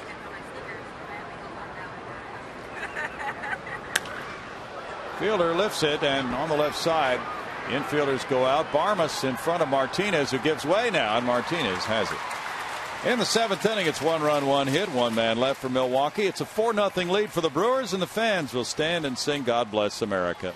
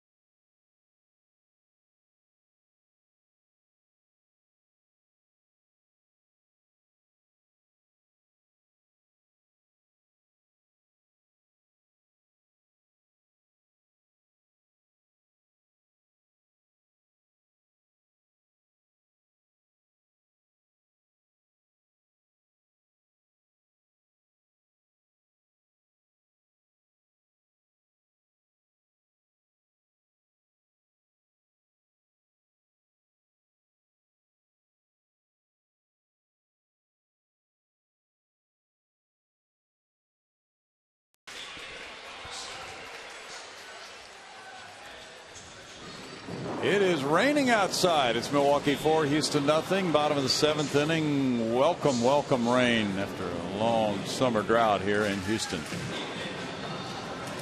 Bring it on. Well, the Astros have been in a drought with Sean Markham preventing them from scoring today, allowing them only one hit through the first 6. Maybe the drought will be broken for them as well here in the bottom of the 7th inning. Brian Bogusevic leads it off. He's 0 for 2. And that's strike one call. Markham has thrown 88 pitches, 57 for strikes. That one was right there, borderline. A lot of them just like that, though, on the edges. That's what good pitchers do. Yeah, he's very impressive this afternoon. Almost as good as Nauert. That's a tough team to beat.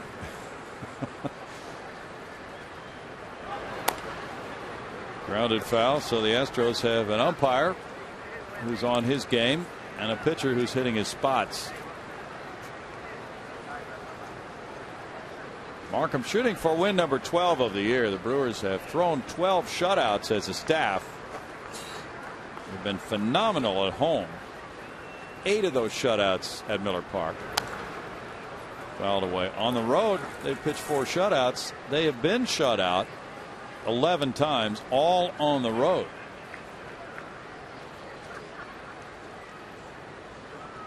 It would seem from what they're doing during the regular season that home field advantage could be very big for them in the playoffs.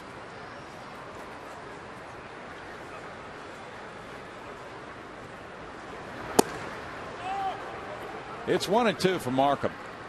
Look at the pitches he's made in this at bat. Every one of them, except for that one that was number 4 there, a little bit off the plate, but that's where you want to go with a 2-strike pitch. Yeah. They've all had a purpose and they've been executed well.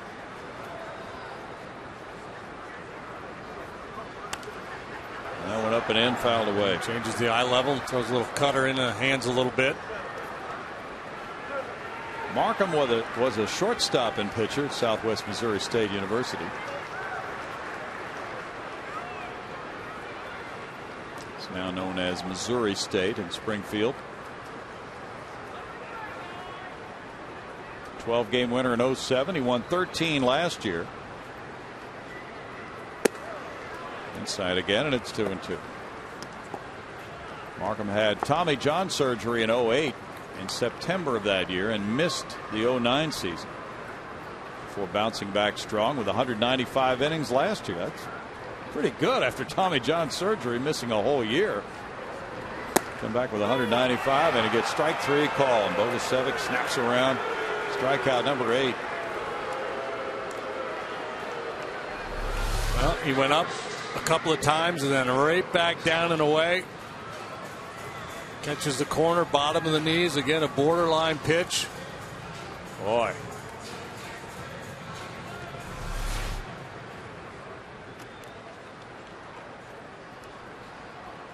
So Bogey asking Mike Barnett, is that ball down? And Barney says, yeah. Downs with a fly ball to center field. Gomez comes in. 2 outs.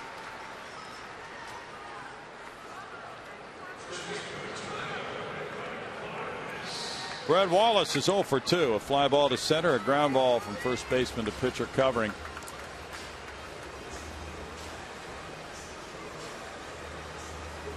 Markham has only 1 complete game in his career. And no shutouts.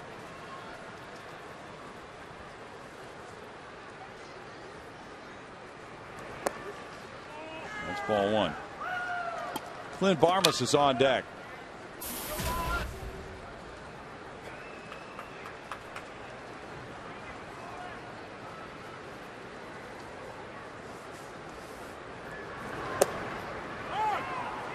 One and one for Markham.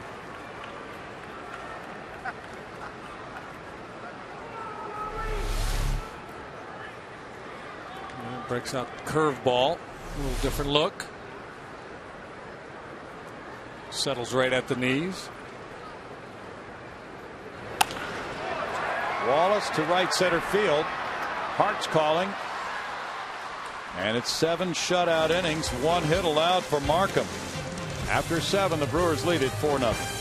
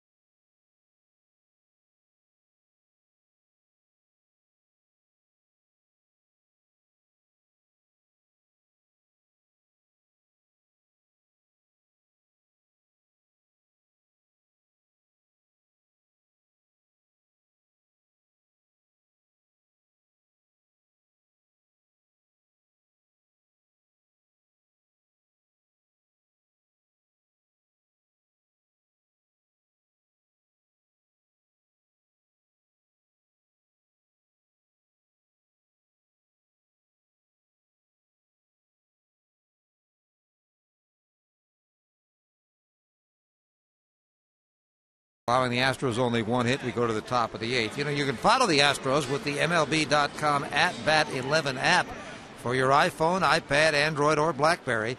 Get live audio, pitch-by-pitch tracking, video highlights, and more. Text @Bat to 31826 or visit Astros.com for details. Now back to Brownie and JD. Thank you, Greg. Pitcher number 4 of the game is warming up for the Astros. Fernando Rodriguez with 2 wins, 3 losses, a 3.21 ERA, pitching for the first time since scoreless inning in the Wednesday 2-0 win over Pittsburgh. Fernando making the shift to the bullpen, and Brad Mills has had some concerns, so he's trying to be a little bit more judicious as to how he uses Fernando. Apparently they had some concerns with his velocity in recent outings. Thought maybe he was a little fatigued. Now with plenty of arms available in the bullpen with the September call-ups, no sense overworking anybody. Yeah, they're going to monitor him carefully from here on out. Casey McGee leads it off. He's 1 for 3. That's ball 1 at 89 miles per hour. Del Rosario in 2/3 of an inning allowed 1 hit, 1 run, had 1 walk, 1 strikeout. Wesley Wright retired, the only man he faced. Fielder on a fly ball. This one heads for right center. Schaefer calling. Bogusevic is there and shies away. 1 out. Schaefer called it early, but Bogey was running and evidently did not hear him. That'll be part of the process here in September. The corner outfielders getting used to playing with Schaefer.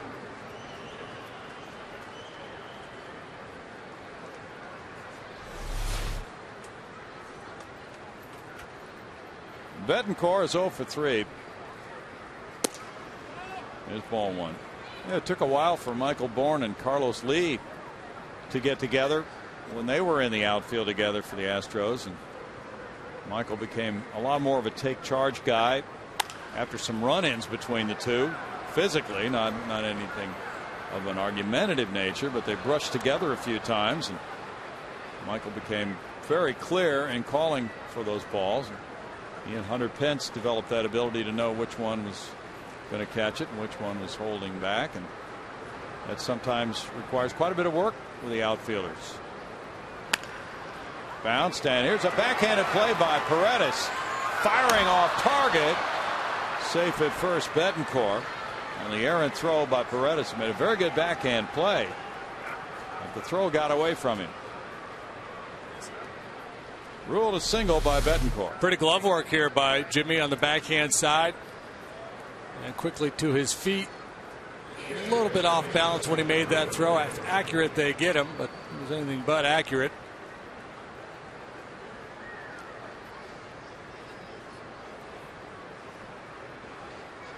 No harm done as the ball stayed in play. It was low enough to catch that railing.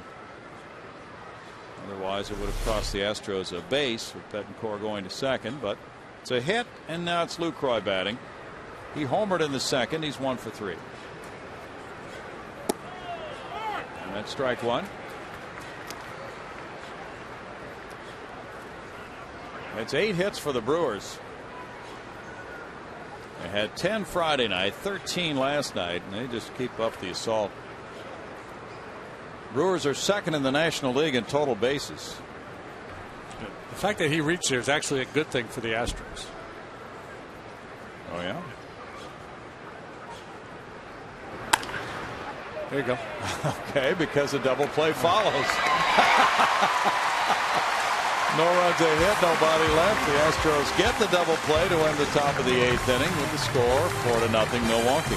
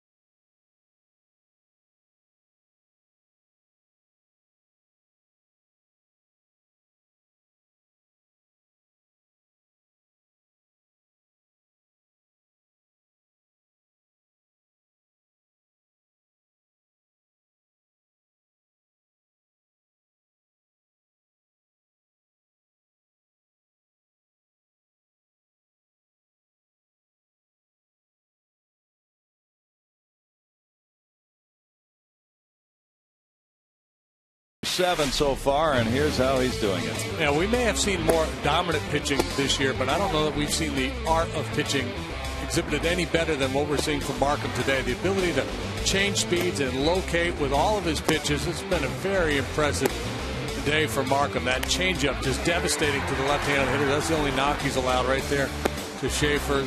Got Paredes with changeups a couple of times. It's just been a very impressive show. And now Ron Renicky is making his way out to the mound, and he's going to make a move. Quite a day for Markham, but he's going to be taken out here after 7 innings of one-hit shutout baseball. Walking 1, fanning 8. A little bit over 100 pitches for the day, and that's all that's going to be asked of him by Renicky today. So Markham is leaving, and the Milwaukee bullpen will come into play with a 4-0 lead. We'll be right back.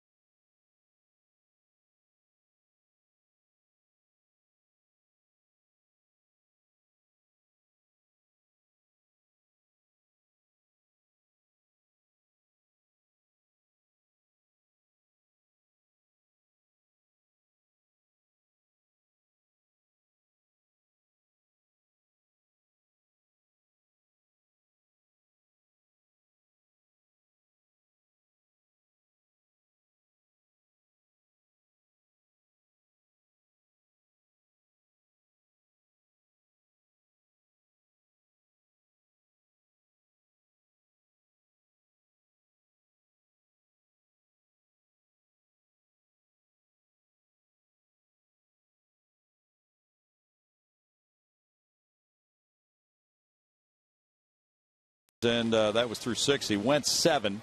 With 7 innings of 1-hit shutout ball, 1 walk, 8 strikeouts, 99 pitches, 65 for strikes. And Francisco Rodriguez takes over with Clint Barmas the batter. He's 0 for 2. Rodriguez the 8th, Axford the 9th, most likely. And even though those guys are good, the Astros have to just be thrilled with the fact that Markham's out of this game. Yeah. I mean, you wouldn't mind if they brought Walter Johnson in after the way Markham was pitching. Little number back to the mound. 1 out for K-Rod. He worked Friday night, 1 inning, allowing 1 hit, no runs, and those are his numbers for the year. Had some struggles with the Mets, but overall the numbers still pretty good. Still can strike you out. He's not a real hard thrower, but gives you a lot to look at with his delivery. Arms and legs, good curveball, good changeup. So he's managed to strike out 68 and 61 innings while walking 22. League hits 250 against them. 4 times he's given up long balls. J.B. Shuck is pinch hitting here for Carlos Corporan, who struck out both times he batted. Jason Bourgeois on deck. Foul for strike 1. Shuck has been pinch hitting in all 3 games of this series now. And last night he actually came in and played right field. 239, no homers, 2 runs batted in. He is 0 for 3, 0 for 2 with a walk in the series.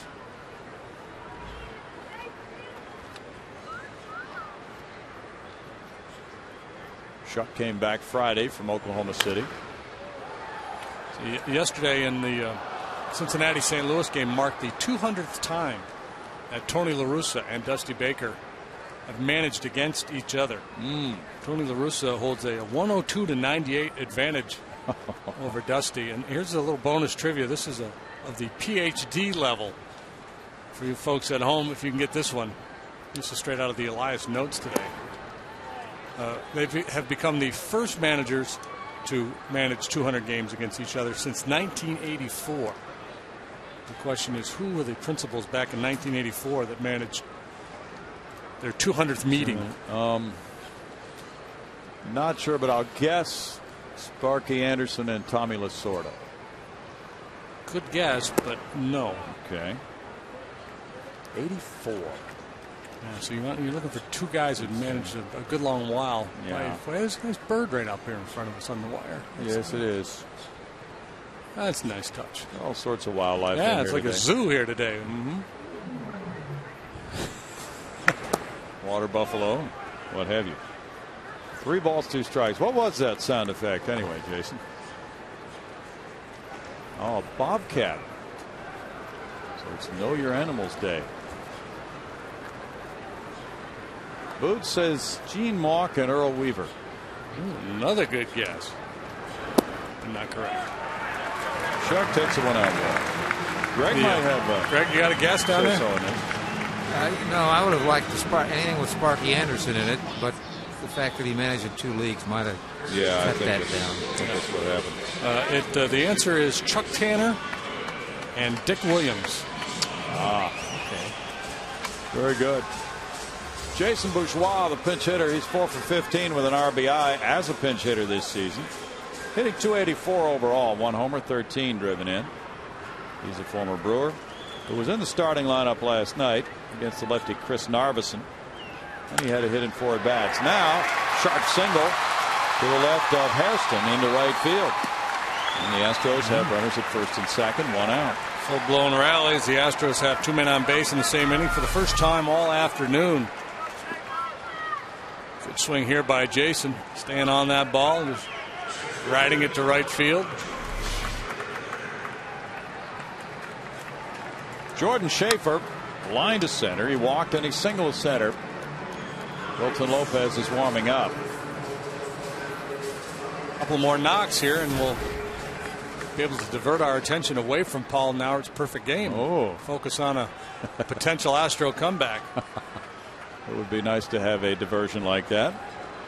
Shuck becomes the first Astro to reach second base.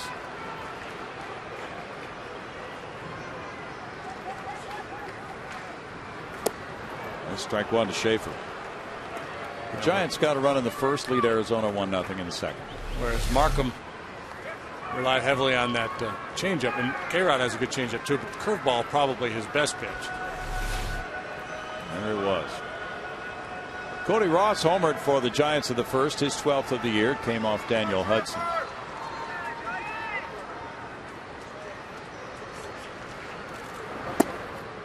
Inside for a ball, 1-1.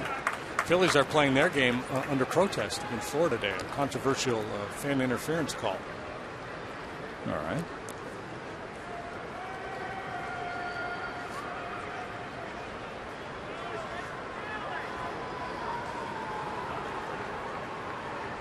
Cubs lead Pittsburgh 4-1. They're in the bottom of the 6th inning in Chicago. Fouled away. It's a 1-ball, 2-strike count. Takashi Saito often pitches the 7th inning when a reliever is needed for the Brewers. K-Rod the 8th. Axford the 9th. LaTroy Hawkins can enter that mix too. All very experienced, capable late inning relievers. This is a big time bullpen Ron Renicky has assembled this year. Saito out there, not needed so far.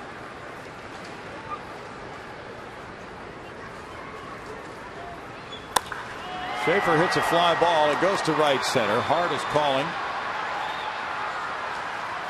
Schuck just drawing a throw. 2 outs.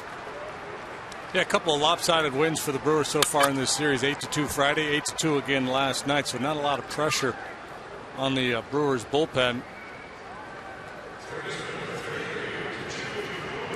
So Ron Renicky with a well-rested group out there. K-Rod, you know, some weren't sure how he would adjust to this setup role after having been a closer throughout much of his career. He has almost 300 career saves. Paredes 0 for 3 with a fly ball and a pair of strikeouts. He's done well setting up.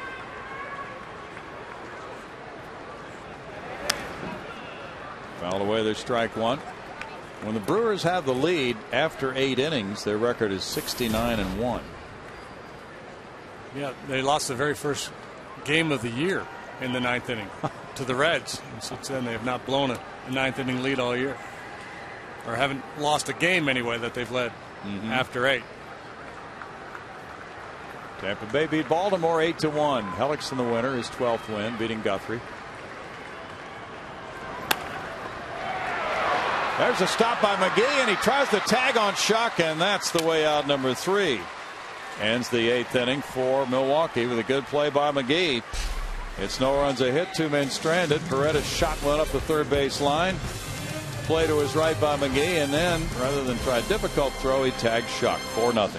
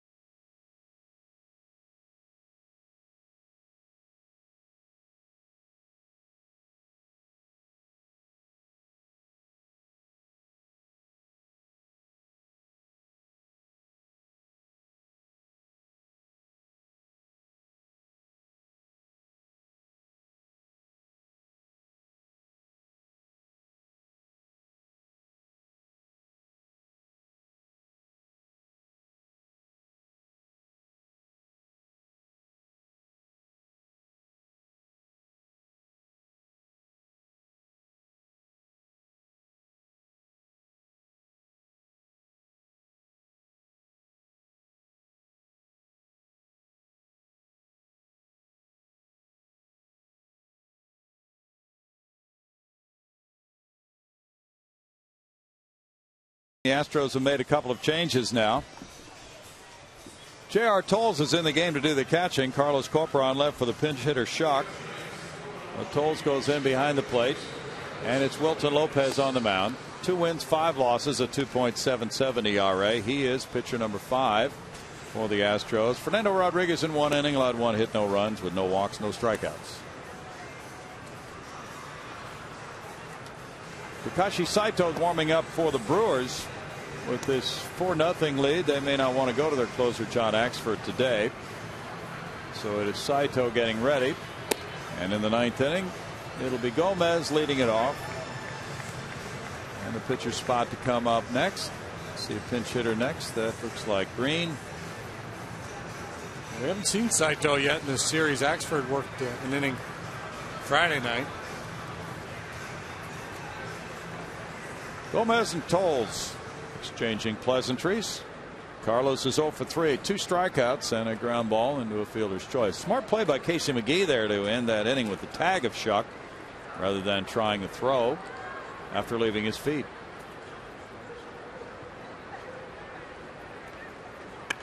Bunting, and it's bunted foul. Strike 1 to Gomez.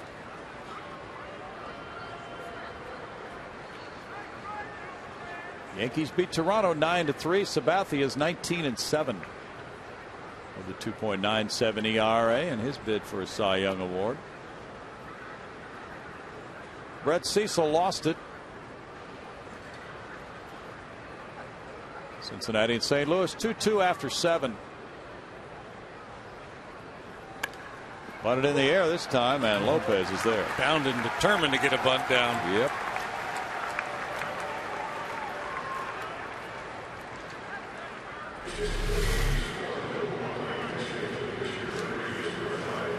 Normally a very good bunter, but not a real good effort there. Just pop up. Rule number 1, get the ball down on the ground. Taylor Green is the pinch hitter now, and he's looked good in this series. Jeff Bagwell was remarking about his ability to hit last night when he got the start at third base. He had 2 hits, including an RBI double in that game. Strike 1 to Green. Pinch hit the night before. Takes a good aggressive swing at the fastball. Hasn't been around much, just a handful of at bats. So I guess the next question is, how does he handle the off speed stuff? Very much so. 1 ball, 1 strike to Green is 24. I think our perfect game is gone, Brownie. Oh no! Strike 1. Look at it.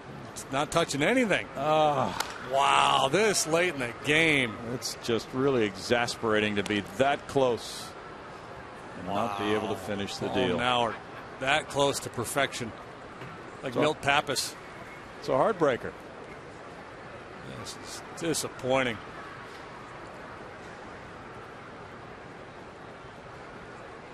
He'll carry this one with him for a long time. Watching this pitch over and over again on video replay. Wow, I missed that. I never missed that pitch. Maybe I should have crouched a little bit more. 1-2 the count. It's that rookie Green with his weird stance. He screwed me up.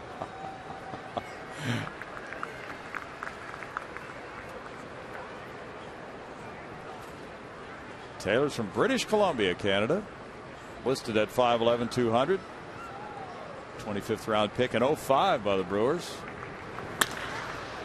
And he hits that one to left center field. Here's Schaefer laying out for it. Can't catch it. The ball fielded behind him by Martinez, who throws to second. It's another double for Green. Well hit ball. Looked like Schaefer had a good shot, and he did everything he could. But Green is a good looking young hitter. All he does is hit line drives. Off the left-handed bat, maybe slicing a little bit away from Schaefer. Just off the end of his glove. Good diving effort. Ooh. Taylor Green is a line drive machine. At number 9 for the Brewers. Corey Hart is 1 for 4. He'll take a 16-game hitting streak on to the next series with the Cardinals. Good fastball there by Lopez. Strike 1.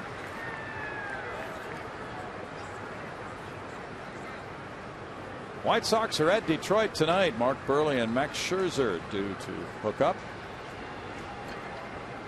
What kind of years Burley having? Pretty good. 11-6. Oh, better than that. A 3.05 ERA. Well, I like him a lot. Yeah. He's a lot like Markham. He's not an overpowering guy. He's true. More of a ground ball guy than is Markham. If Markham were a lefty, they'd say he's Burley-like. Inside, it's a 2-ball, 1-strike count. And Burley, boy, he doesn't waste any time. He's the guy you want on the mound on getaway day. You know that.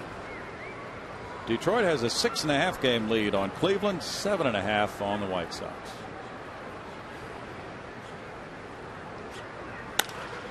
That's in the air to right field. And on the run, Bogusevic. 2 outs. Thinking about that Ozzie Guillen statement the other day. We had that story that he said if he isn't given a contract extension, he's not coming back next year. I believe what I read was that if he doesn't get an extension, he might walk away. I don't think he said it was definite. Okay. He was leaving himself a little wiggle room. Well, applying some pressure without wrigglemanining himself. Sorry, Jim. Jerry Hairston is 0 for 2 with 2 walks, a steal, and a run scored. Yeah, okay, that explains it a lot better. In the air, and Fred Wallace goes back, but gives way to Matt Downs behind him. In the 9th, it's no runs a hit and a man stranded. Bottom of the 9th is coming. 4-0 Milwaukee.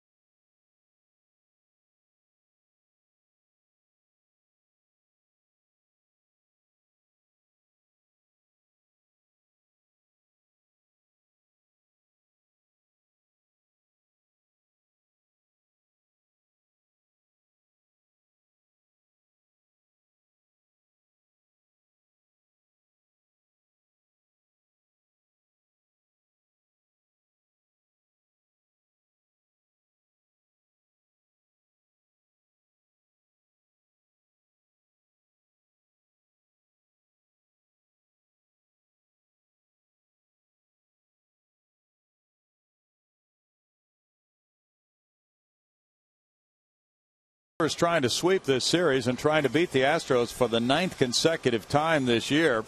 They have the best record in the majors since July 6th, 38-15 for a .717 winning percentage. They'll go with not their closer John Axford. It's not a save situation, but one of the setup guys, Takashi Saito. He's 4-1 with an ERA of 2.20. Had some time on the disabled list earlier this year. He's come back to pitch well since then. In fact, since he returned, his ERA is 1.47 with a 4-0 record. He had been out with a hamstring strain. At a time, he was on the 60-day disabled list, but has come out of that quite well to be very effective. And Saito, at age of 41, pitching extremely well out of that Milwaukee bullpen. He's got a nice, comfortable lead, and he's got Axford out there in support in case things start to go awry on him here in the bottom half of the 9th inning. Brewers looking to sweep the Astros after them they themselves were swept at home by the Cardinals. So a nice bounce back series for Milwaukee. If there's any sense of, oh no, the Cardinals are getting close, now they've taken care of business here, and pretty comfortable situation for Reinicke's group here in the final month of the season with this 8.5 game lead. Well, the Dogs have had a good day of it, but there's a little growling there. Don't mess with the dog. My goodness. That dog could eat your head. Yeah, that's not a real wise ploy. In the 9th inning when your club is down 4-0. Slider misses. It's a 1-ball, 1-strike count. How do you even do that? Don't know. There's a certain educational process that must take hold with pets. 2 balls and a strike. Well, the last time the Astros beat the Brewers was here at the end of April. Since then, 8 straight Milwaukee wins. Broken bat, fly ball, center field. It goes out to Gomez. 1 out. Milwaukee swept the 3 games in late July in Milwaukee, swept the series here in early August, and trying to sweep the series here again in September. Watch out. Look at this. Look at the range on this thing. The fangs are bared. The dog could swallow a pumpkin whole. Don't tempt him, he might. Is the dogs run the bases after the game today? Yes. That's where they're hanging around. Brian Bogusevic 0 for 3. Strike to Bogey with Downs on deck. Saito came up through Japanese baseball. Pitched for many years in Japan. 14 years with Yokohama in the Central League. Joined the Dodgers and became their closer. He had 39 saves in an All-Star year in 07. That's a hit. Past McGee, who didn't even move as Bogusevic got it by him and up the left field line. Braun with a throw. Double for Bogusevic. First extra base hit today for the Astros. That's hit number 3 for them. It's the way to play the game, Bogey. Play all 9 innings, all 27 outs. Play hard. Gets himself a knock. This is a little inside-out piece and busting it hard out of the line. That's just great hustle. Double number 10 for Bogusevic. Now it's Matt Downs. And with that, Axford will get up and start to throw for Milwaukee. Downs is 0 for 3. Wallace on deck. High breaking ball. Strike 1.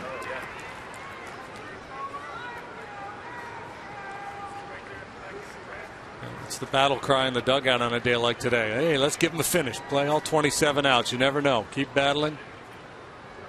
Catch a couple breaks. Somebody runs into one and could tie this thing up. Yep. 0-2 to Downs. Saito pitched a perfect 8th inning on Thursday against the Cardinals. Jonathan LaCroix just got dinged. Sure did.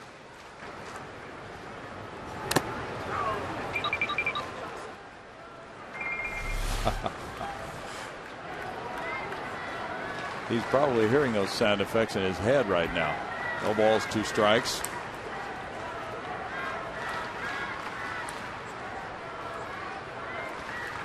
Jason Martin has some fun in the truck with those sound effects that he provides from time to time.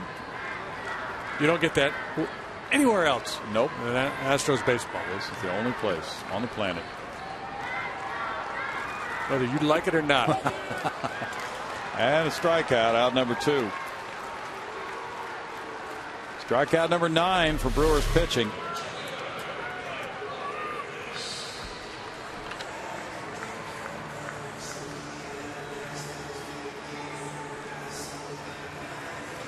Brett Wallace is the batter. He is 0 for 3 today, 0 for his last 22 now in the big leagues. Certainly understandable that the Astro hitters would be a little overly anxious at the end of this one.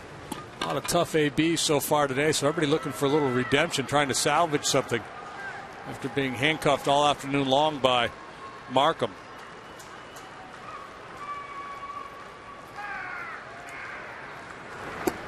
Wallace takes it. It's ball 1 to Brett. Saito has pitched 3 times, all very effective performances against the Astros this season, allowing no runs in a total of 2 innings in those 3 games.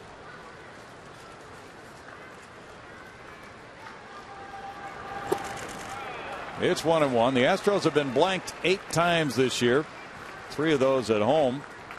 And Sean Markham was the author of the first blanking of Houston here. 7 shutout innings.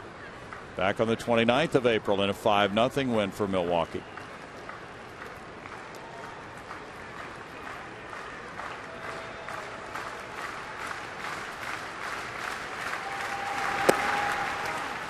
It's 2 balls and a strike, and then at Milwaukee, Randy Wolf and 2 relievers shut out the Astros on July 29th. So this could be the 3rd Milwaukee shutout win against Houston. Clint Barmas on deck with a 2-1 count.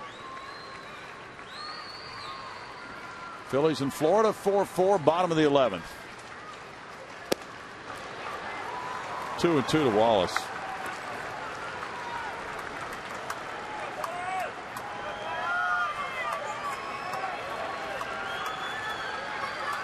Tomorrow, once again, it's My 20 carrying Astros baseball from Pittsburgh. 12:30 airtime for Henry Sosa and James McDonald.